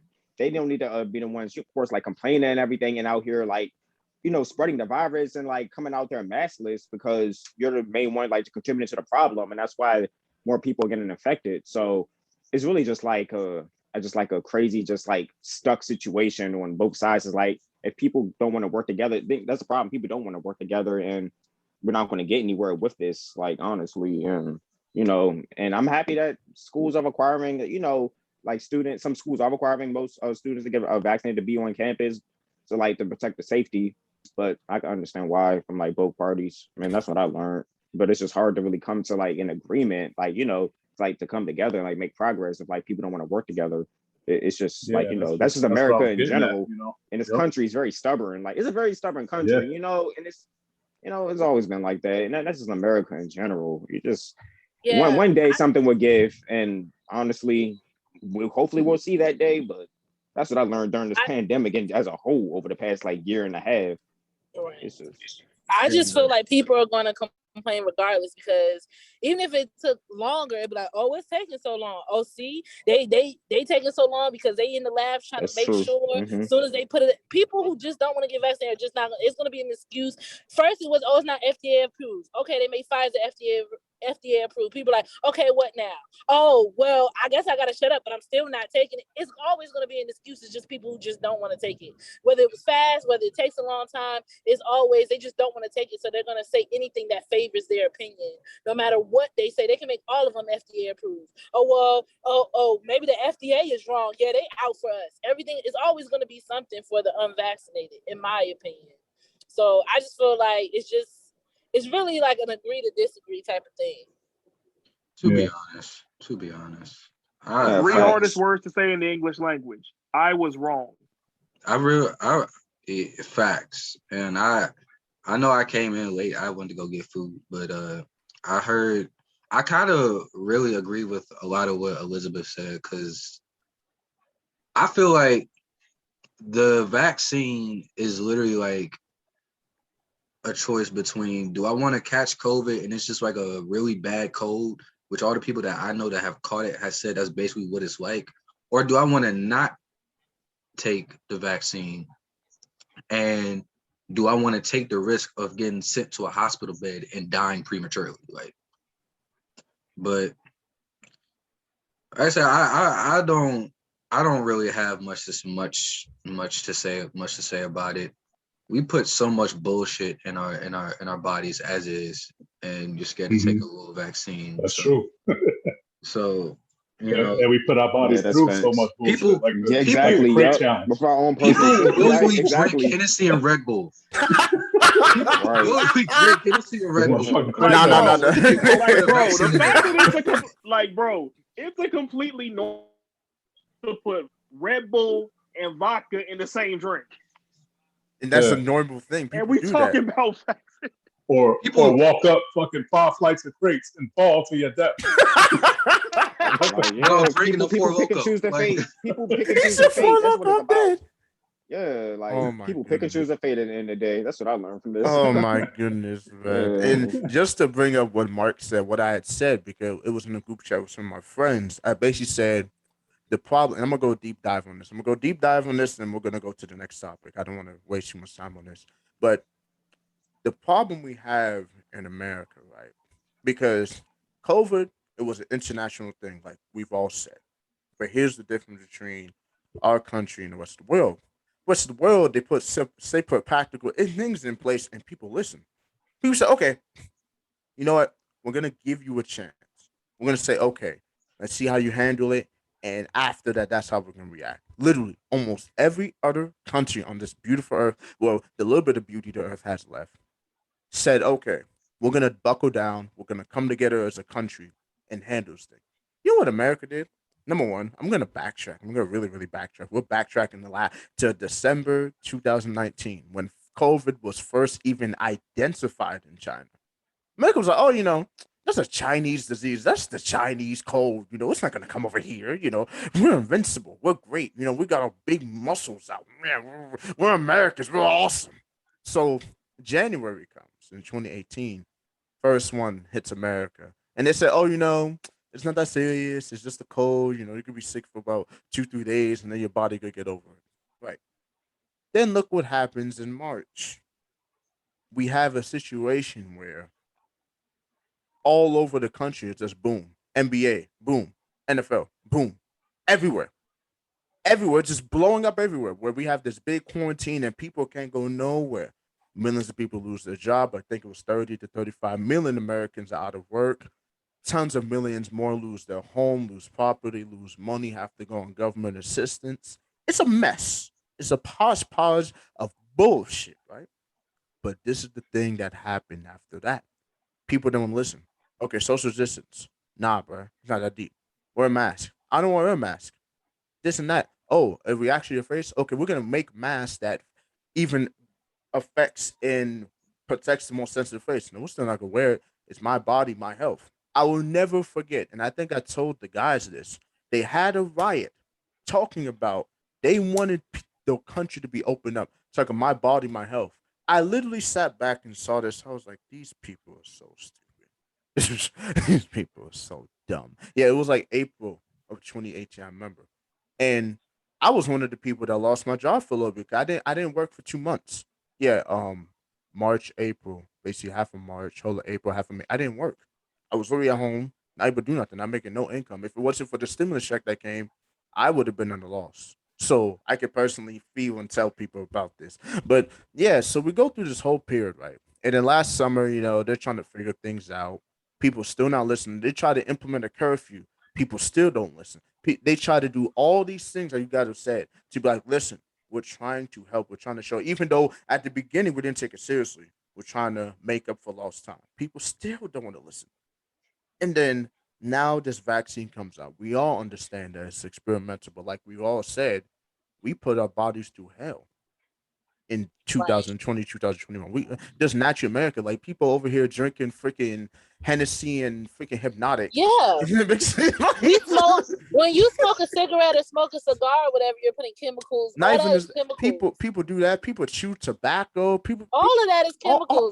All types. Like, what are we putting in our bodies? Right. All types of crazy, stupid part of a needle. Oh yeah, one little needle, and all of a sudden, oh no, don't do that. Yeah, America's very backwards. It's just, it's actually like, honestly, bro, we all knew America had bad things, but this past year and a half, 2 years, I've been baffled at what I've been seeing. I'm just like, wow, this is horrible. Like, this is really bad. And now, Australia was doing musical concerts last year. Everyone was starting to open up. the end of last year, like this time around, yeah, like September, October, November. People, our countries are to open up, doing massive festivals, doing massive gatherings. They had a handle on COVID. But meanwhile, America, we still having cases spread, people dying, all that, just because people want to be ignorant. And I'm gonna go on to the both side argument I brought up. I said, listen, we live in a country where people don't respect each other, people don't care about each other, and people are all about it's me, me, me, me, me, myself. Because the reason why I say that, okay, this COVID thing is asymptomatic. It affects older people. It affects elderly people. It affects people that has diabetes. It affects people that are obese. It affects people that have natural problems. Those are the people most susceptible to COVID. You could be a fully healthy person without any complications or anything. It can still affect you, but it won't affect you the same way.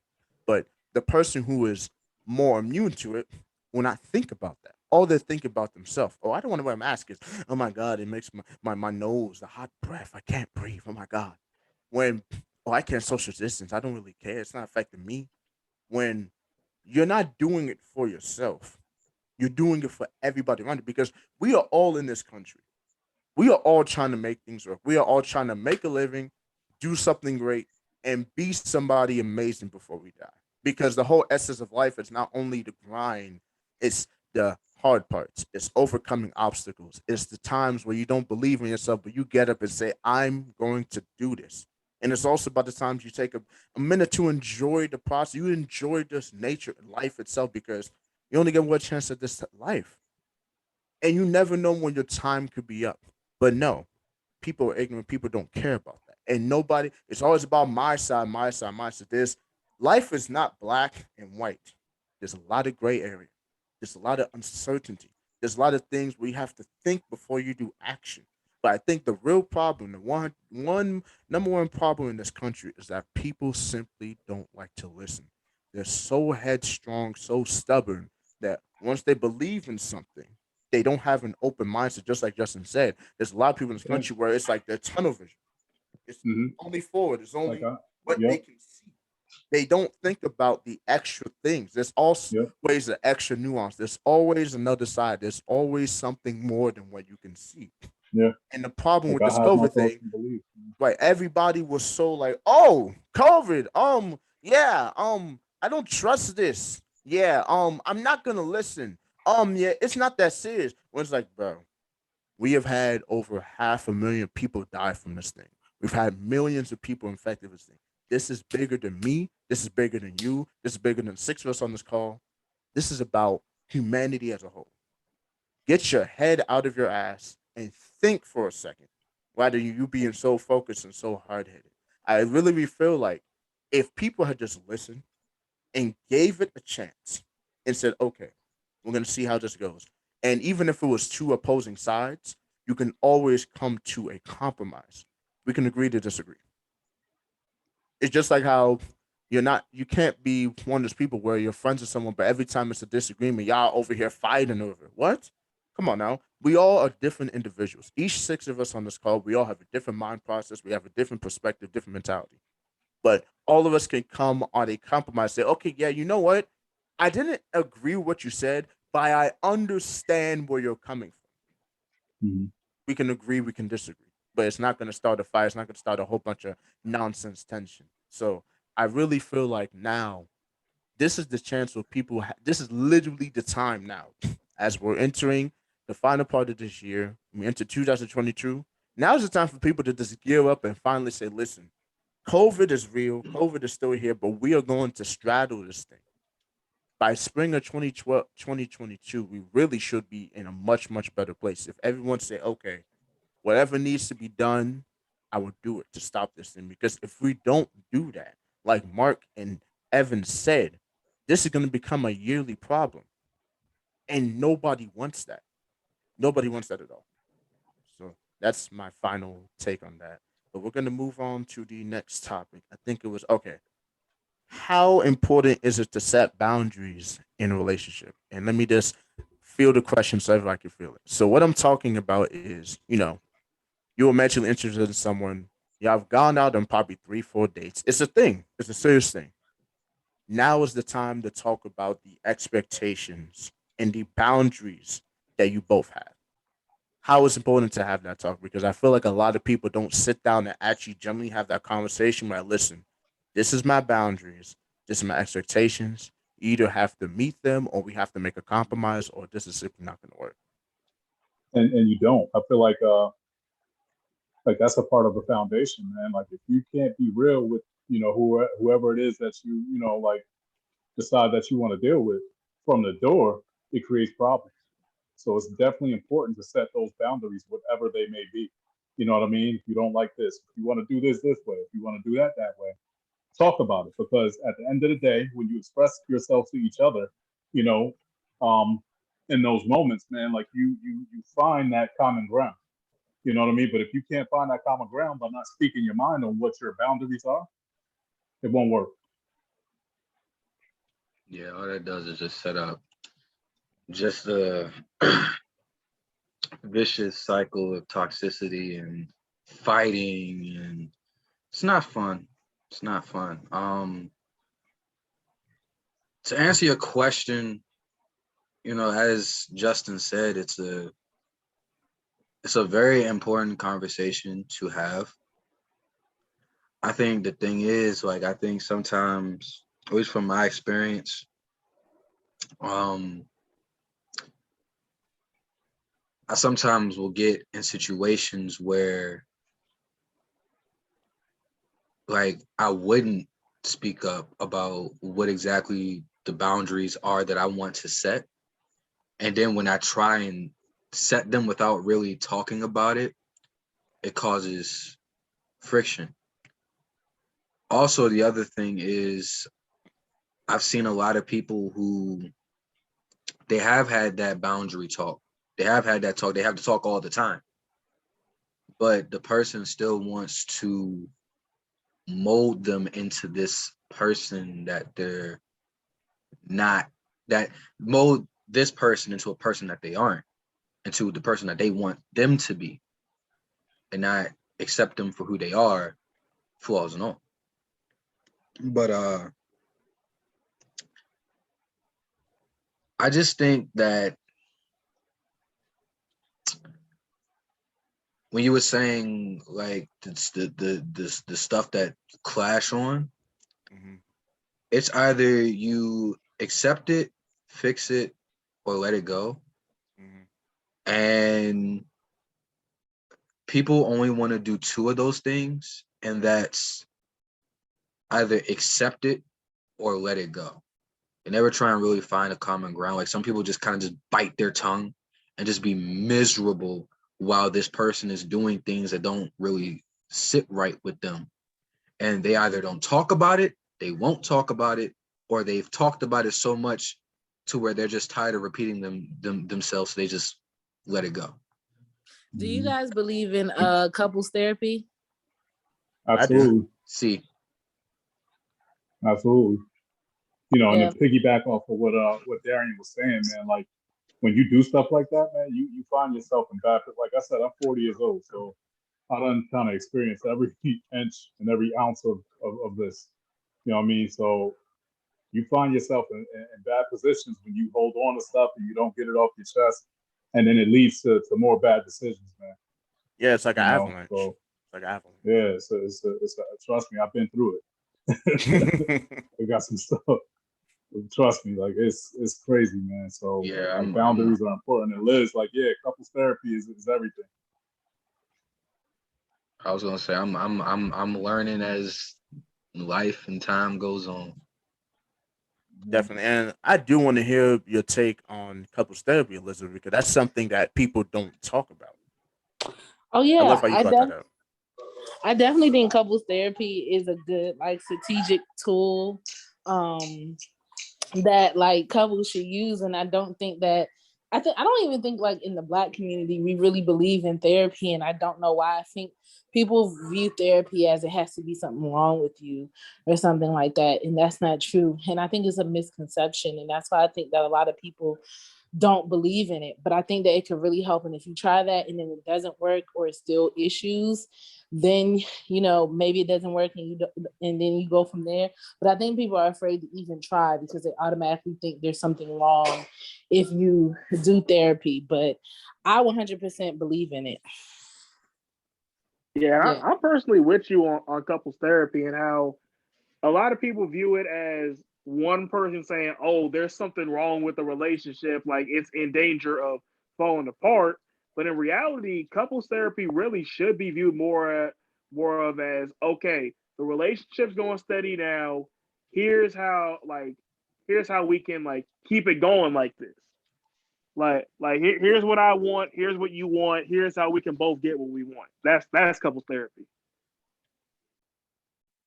Right. I agree. Like it's not me versus you at couples therapy. It's me and you. And I don't understand why it's such a negative stigma because honestly, sometimes, a lot of times, issues get fixed by just talking them out. I agree with that, but I think like I've been to a couples counselor before, and the issue was like we had a man, but the issue was I felt like the man was taking my boyfriend's side because his excuses were, well, that's just what men do. Like it wasn't really helping me. It was just kind of like, well, yeah, your therapist was just trash. Let's just like be that's honest. just how He was we just are. bad. You should never say that. That's just like the red flash. You don't say that because couples therapy, the couple is kind of, there could be a problem, could not be a problem, but it's something serious. It could even be something small that just needs to be hashed out. And you just never say that. You don't. It's like you never, as the therapist, you should be the neutral party. No matter but what. that can be hard. Like it can be hard, but it's like, what is this? Like, that's what you get paid to do, man. Like psychology, that's something I'm very interested in. It's always, triggered my interest, and I've kind of deep dive into psychology, how the human mind works and everything on each side. So that type of stuff interests me.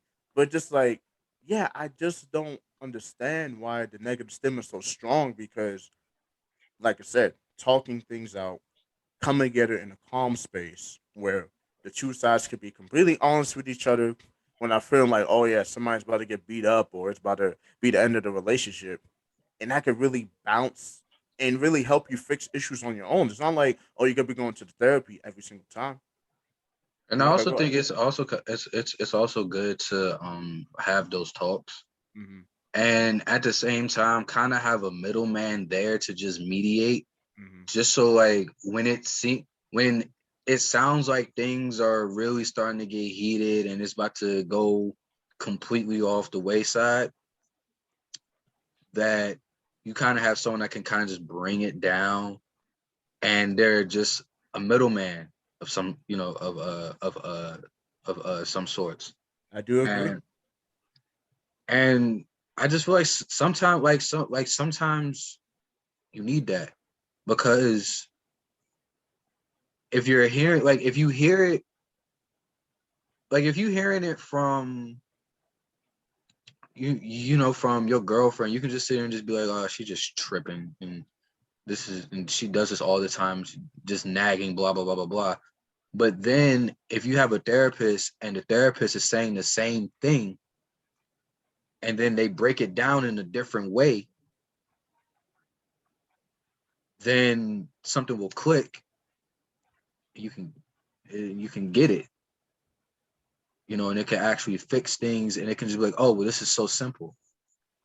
Yeah, I think sometimes having that third person, that neutral party, the outside opinion, is very, very helpful because sometimes when you're, especially in a relationship, you just need that outside voice to be like, listen, this is wrong. You know what to do.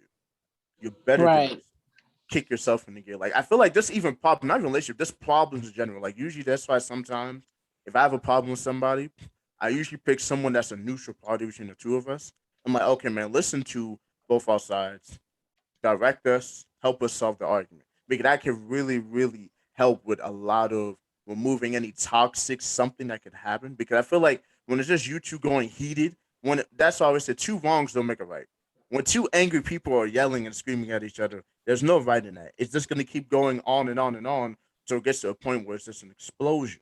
So it's always good to have that third person there to kind of be the mediator. Yeah. But you guys have Also, anything? Oh, go ahead, Derry. Go ahead. I also have a question.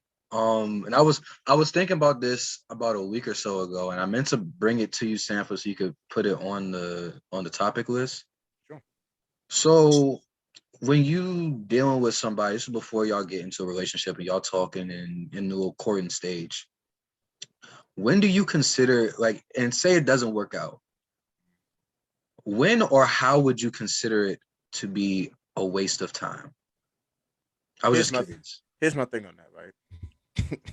In life, you're gonna jump into a lot of things that's not gonna work. Relationships, business, job. This comes from someone that had to change their whole career. Literally, I'm a registered medical assistant. I used to do dialysis. I was a dialysis technician for 2.5 years. I lost my job because of front office BS. This is a job I went to school for. Got training and everything. I was about to be working for Kaiser Permanente, making $30 to $35 an hour, treating one patient per shift. I was on the track to being good. And what happened was the senior manager, not even my direct manager, the manager for the region, he put me on the do not rehire list. So whenever I used to call people, after the 6 month period when I can reply, they will always give me cold calls. It was always kind of just like deadpans. I didn't know what was going on until I figured it out. And it was basically like I had to call him. I had to call the man to beg him to take me off the do not rehire list. I'm not doing that. I'm sorry. Call me prideful. Call me whatever you want. I am not calling another grown man begging to get another job back. And it's a white man too. I'm not doing it. No. I'm not doing it for a guy that always hated me. He hated me ever since I came into the job. He always looked at me and was trying to get rid of me. And I ended up finding out that he got rid of me for his family member. So I'm not calling somebody like that. It's something similar when it comes to relationship and a lot of things. In life, you're gonna go through things. You're gonna court somebody, talk to somebody. I was just talking to with somebody earlier that it's not gonna work out. You're getting to the point where it's like the energy is not there, the chemistry is not there. You guys are just kind of just two peas in a pod that don't mix. Y'all just It existing. happens. They're just existing. You guys may have similarities. There might be a few similarities on the list, but it's not there. Like I always talk when there's a relationship, there's always an it factor because the it factor in relationships is that indescribable feeling, like that feeling you literally cannot put into words. Like when you try Butterflies. to think about it, it's even worse than butterflies. Sometimes I'd be stumbling, sweating, nervous, thinking about like that feeling that makes you like I can't grasp this. That's when you know you got it. And a lot of times it's just not gonna be there. So you quoting somebody, y'all get to know each other, y'all cool, y'all can be friends. It's not gonna go any further. I don't see it as a waste of time. And I used to. But like now as I've matured and grown, it's like there's a lot of things you're gonna dive your energy to that you're gonna kind of have to cut short because it simply doesn't work out. So that's my really take on it. I don't see it as a waste of time. It's just part of the journey, part of the experiences.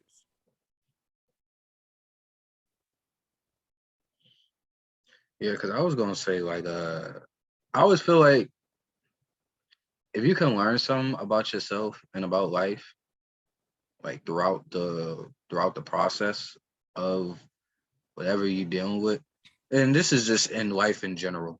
If you can learn something from it, it wasn't really a waste of time. At least that's my opinion. There you go. You said it. Anytime you go through, and I think you can learn something from every experience. I think you can learn something from everything you go to because not every time is going to be the same thing. You're going to have to Facts. do things differently. You're going to have to quote a different way. You're going to have to think a different way. You're going to have to strategize a different way. So I feel like when it comes to courting and dating, you can go on, 4 or 5 courtships. It doesn't work. You can learn something from each one and be like, okay, I kind of did something wrong here that probably threw her off. Like it's just like I always say, read the room, observe yourself, know your strengths and weaknesses, and go accordingly. So, if anyone has anything to add, that's perfectly fine.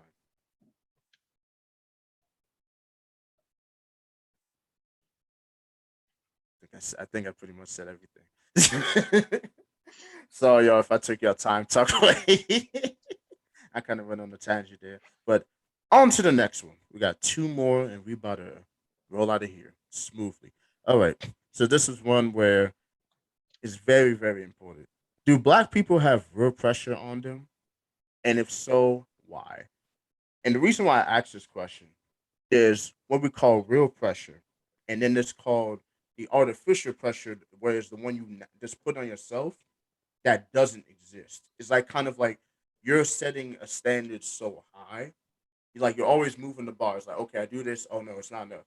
I do this. It's not enough. I do this. It's not enough.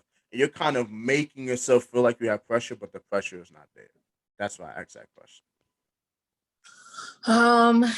I guess from my point of view, I would say that yeah, I do think that Black people have real pressure on them. So you're saying artificial pressure is like pressure that Black people bring on themselves, right? Yes. Sorry, I wasn't so clear, but yeah. Okay, when you say bring on yourselves, okay, guys, don't get mad at me. Do not get mad at me. It is a safe space. Go ahead. Okay, This is a real topic. I think some Black men bring some stuff on themselves, and what I mean by that is that I see Black men who will get on Instagram, guns, fancy cars, money, and do all this stuff. Like one guy last year in Atlanta, he was driving an I-8, had guns, had money, went and murdered someone, and then got pulled over by the police in the I-8 that is all over his Instagram. But then yet, with something, if the police were too rough for him, oh, it's police brutality or something like that. But my whole thing is we never know what that person did. Like they were trying to catch a murderer. He had literally left from actually murdering someone in the exact car, but people don't never know. They just see white cops tackling the Black man, and all of a sudden it's like, oh my God, you're coming after him because he's Black. And it's just kind of like, do y'all even know the full story?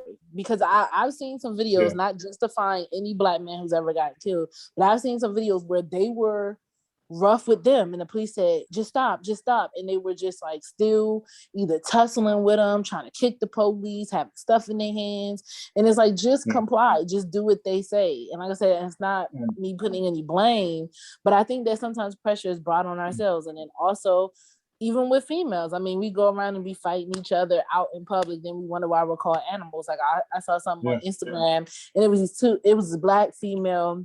Her mom and her grandma was in the nail salon beating up this Asian girl, and the Asian girl was trying to diffuse a situation, you know what I'm saying? And the Black girl did hit her first, and then grandma and mom jumped in and they just beat her, and it looked like wild animals. It really did. They were throwing chairs, but then it's like we do this stuff to put the stigma on ourselves, but then get mad at people view us that way. That's how I view it sometimes. Yeah, and I completely agree with Liz.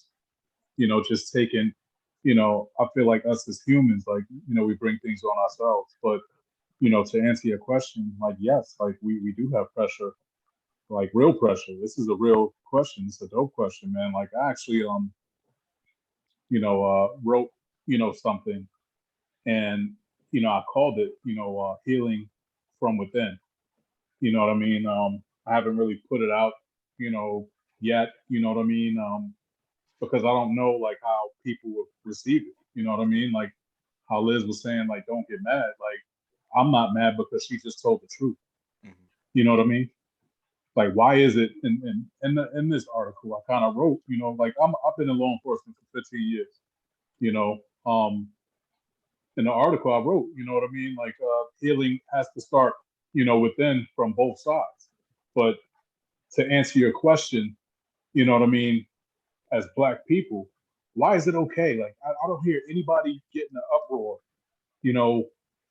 when it's Black on Black crime, when it's another Black teen shooting another Black teen or a Black man killing another Black man, And I'm piggybacking off of what Liz said. But as soon as like the police get involved and like that, we get rough with the police and they get rough back. Not saying that it's okay.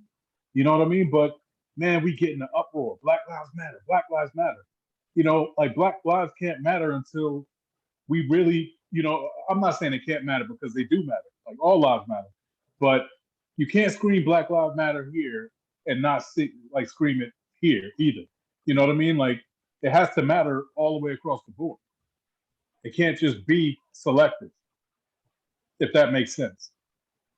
Oh no, that makes perfect sense. I talk about that all the time. I feel like people like to set their outrage when it's circumstantial.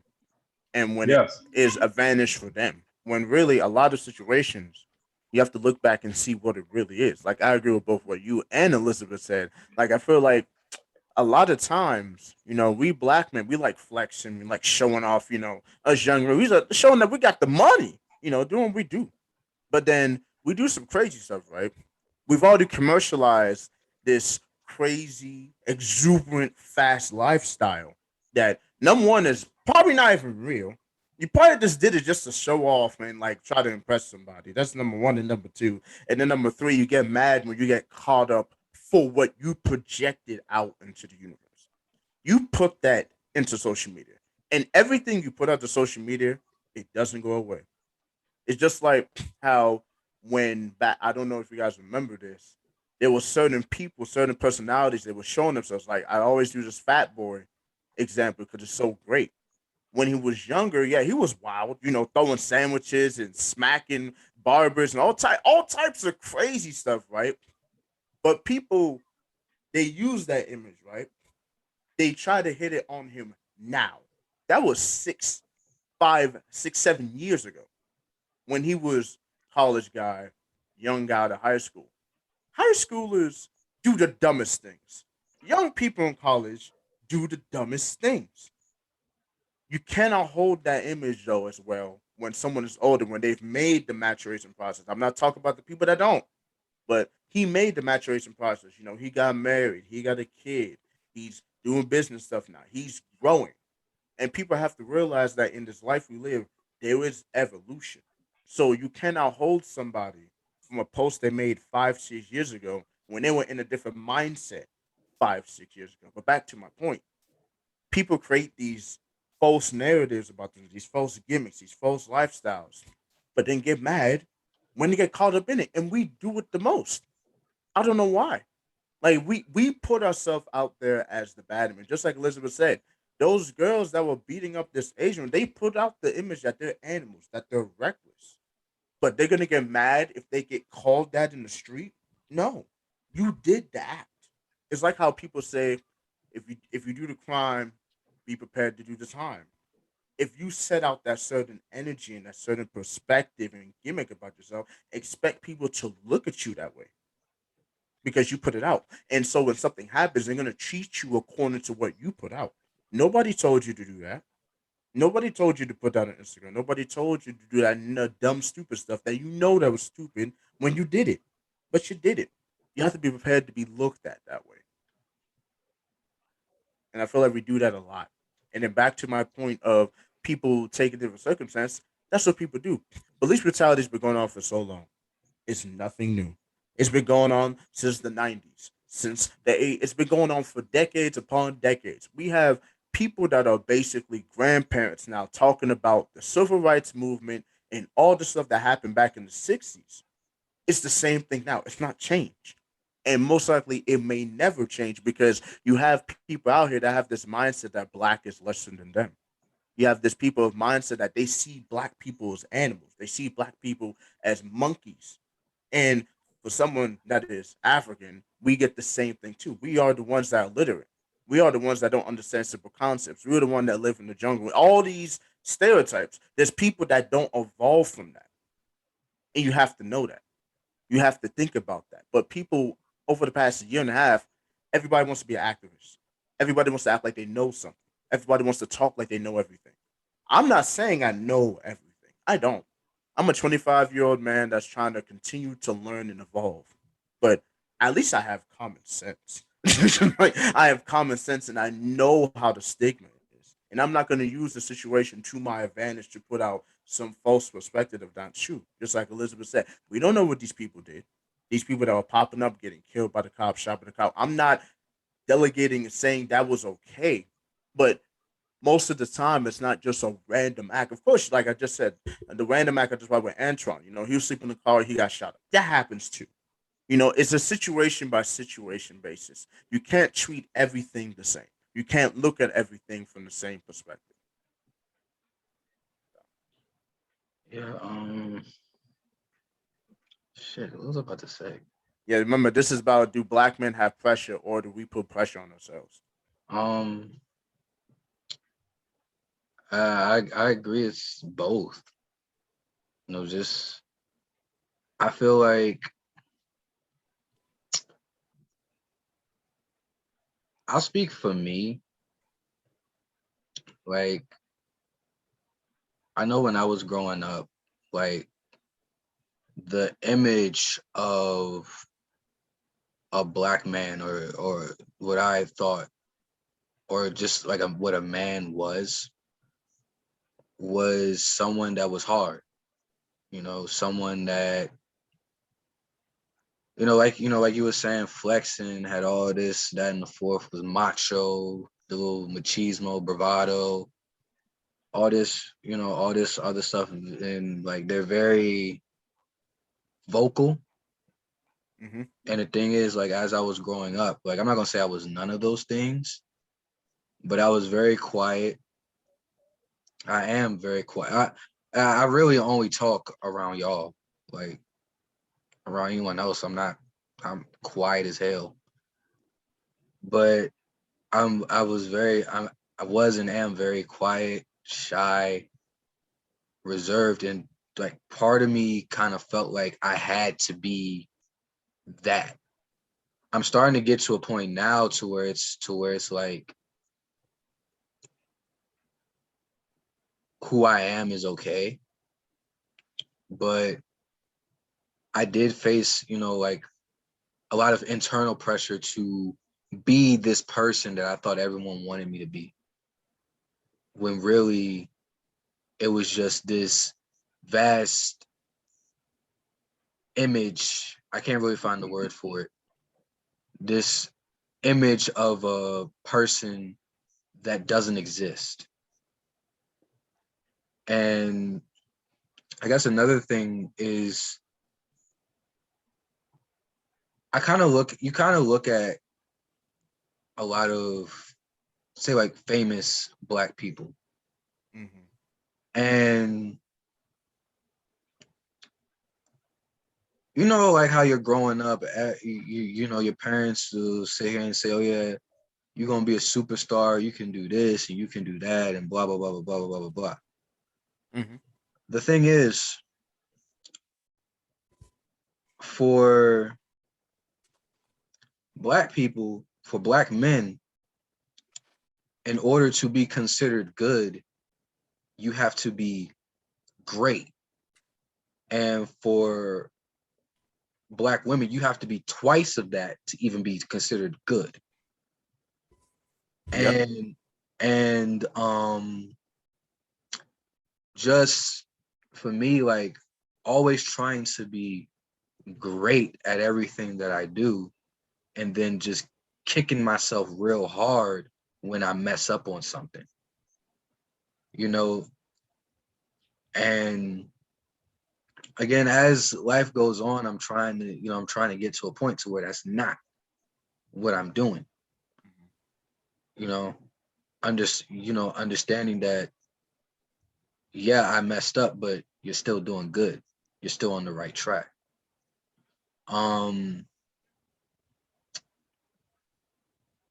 Where's I going? I was saying, like, when I mess up, like kick myself. I really forgot where I was going. I just lost my train of thought. It really matters. Yeah, it happens, man. You did say some And good I feel things. like another level of pressure is in every aspect of our lives. There seems to be like this agreement, like there's only one way to act Black, and you can be Black. Like you gotta listen to hip hop and rap music. You gotta be hood. You gotta be thug and all that. And it's like if you deviate from Oh, that, let him Yeah, finish there. yeah, Let him yeah. finish. and if you deviate from that in any stretch of the work, I mean, like in any way whatsoever, suddenly you just not Black anymore. Yeah, Like it people makes always you ask me less that of too. Oh, why you acting white? I said because I enunciate my words like or pronounce my you words you correctly. use Like, proper English. Yeah. Suddenly you talk like a white person. yeah, like that's great. People tell me that all the time. Like, you realize how stupid you sound? Man, I remember I was talking to this girl one time. I was like back in high school, and she was texting me. I forget where I got her kick. I forget where I got her. This man said kick. Hey, that's a Yeah, throwback. you already know how far back that was. But yeah, continue, bro. But I got her kick, and my kick profile picture wasn't a picture of me. And we were just talking, we were just chatting, and she was like, "You're not." No. She told me to send her a picture, and I sent her a picture. Not like that. Don't be nasty. But I wasn't even thinking that way, but go ahead. but no, because I said it and I realized how it sounded. But so I sent her a picture, and she was like, "You're black," and I said, "Yeah." And she was like, "You don't speak like a black person." I said, "Well, how does a black person speak?" Exactly. And she was just like, and I guess because I didn't speak, because a lot of black people, they text, and they text how they talk. Mm-hmm. They text in the slang and Mm-hmm. everything like that. And I also remember, like, I listen to rock music. I play guitar. Mm-hmm. I play instruments. I watch hockey. I play and watch baseball. I love baseball. I don't speak like a hood nigga.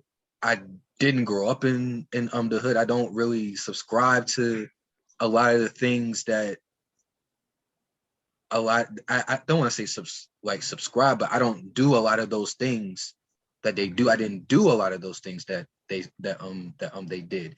So a lot of people want to say, "Oh, you a little white boy." I'm like, no. Scratch my skin. Last time I checked, I was brown. I was black. But it's just it was frustrating growing up. And I remember I was having a talk with Big Sue. Shout out. Big Sue. Not too long ago, Sue the Don. But hey, I'm happy for that boy. But yeah, continue, man. But we was having a talk, because these days, listening to rock music, black people playing guitar and doing all these things that were deemed white is now trendy now. And I look at a lot of these people that are hyping these people up, and as I love seeing our people cheer on each other, at the same time I stopped and I thought, and I'm like, these are the same motherfuckers that was getting on me, calling me a Oreo, calling me a white boy, for doing and listening to the same thing. But now you're on the wave and trying to act like you've been on this rock wave since 06. listening to Linkin Park, Paramore, and Breaking Benjamin. They don't even know the good songs of the band. I mean, shit. We going that route. Lil Nas X actually made it cool, socially acceptable to listen to country music. He did. Right. He literally did. That is a fact. That's a 100% fact, man. But no, Darian, I literally can relate because, bro, I'm the dude that listens to theater music. Like, I literally look on YouTube, like the theater music, and then the music they use in like these Marvel, DC Comics movies. I literally have a whole playlist of theatrical music, literally just pure sound, because I'm just a musical person. Like, are you talking about musicals? Are you talking about musical theater, like Phantom of the Opera, or like just movie scores? I was talking about movie scores. My bad. That's what I was talking. I do listen to opera and the whole too. kill is, I know this ain't a movie that I'm about to say. I know this was a TV show, but catch me walking into a building to the Justice League theme song.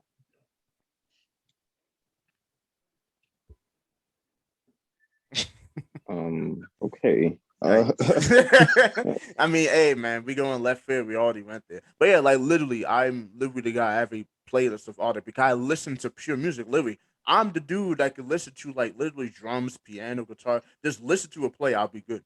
I'm a musical person. So when people hear that, they're like, "You're not fully black." I'm like, "What is your definition of being black?"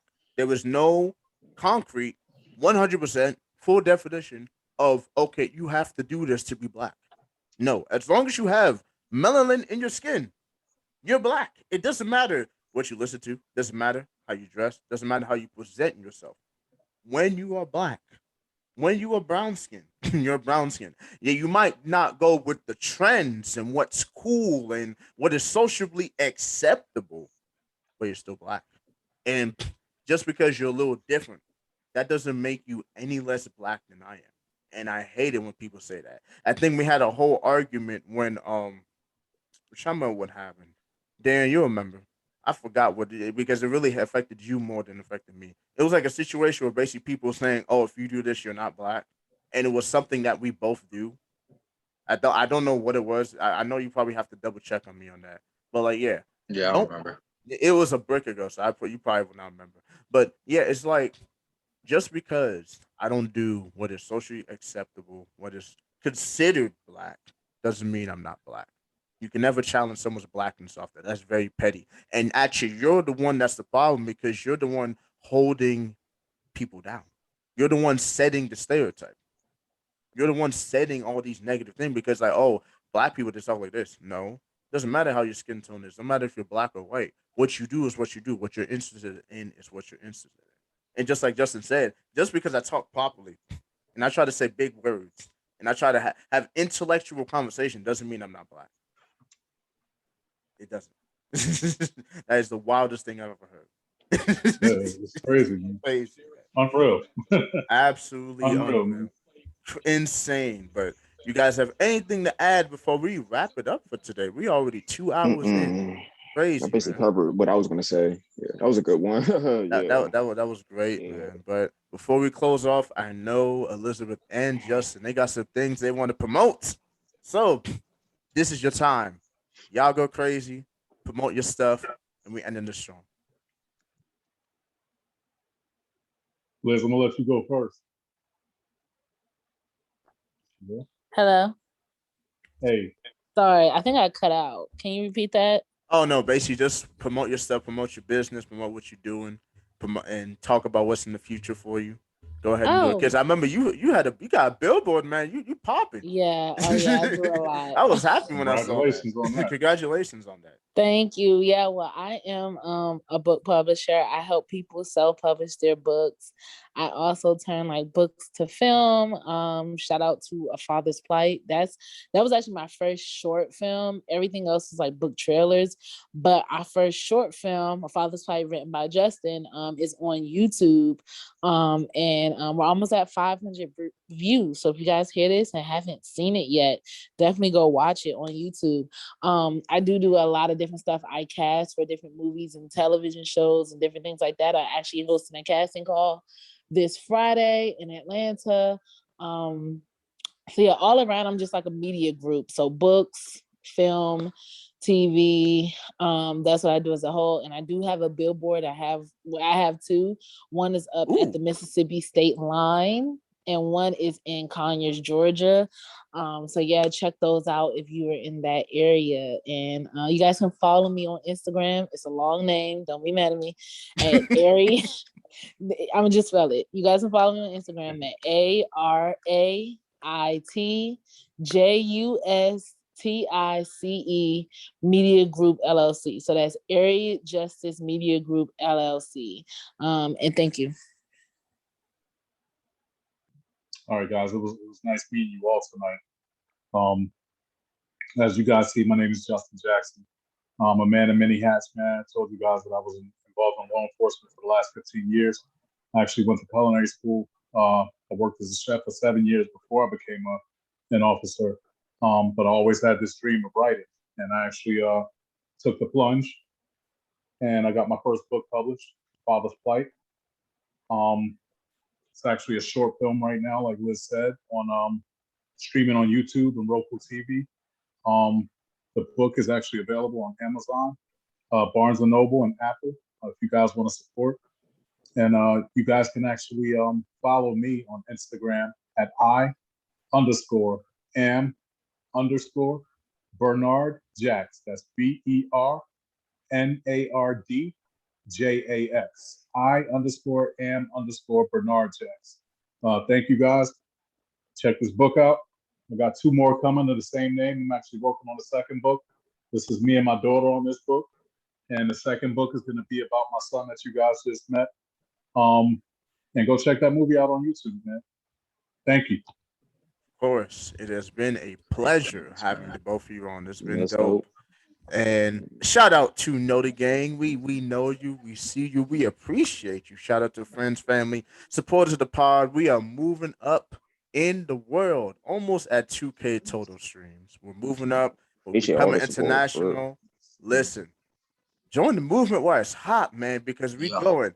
And it's only up from here. I told y'all season 2, I was bringing the hot guest, and it does not stop here.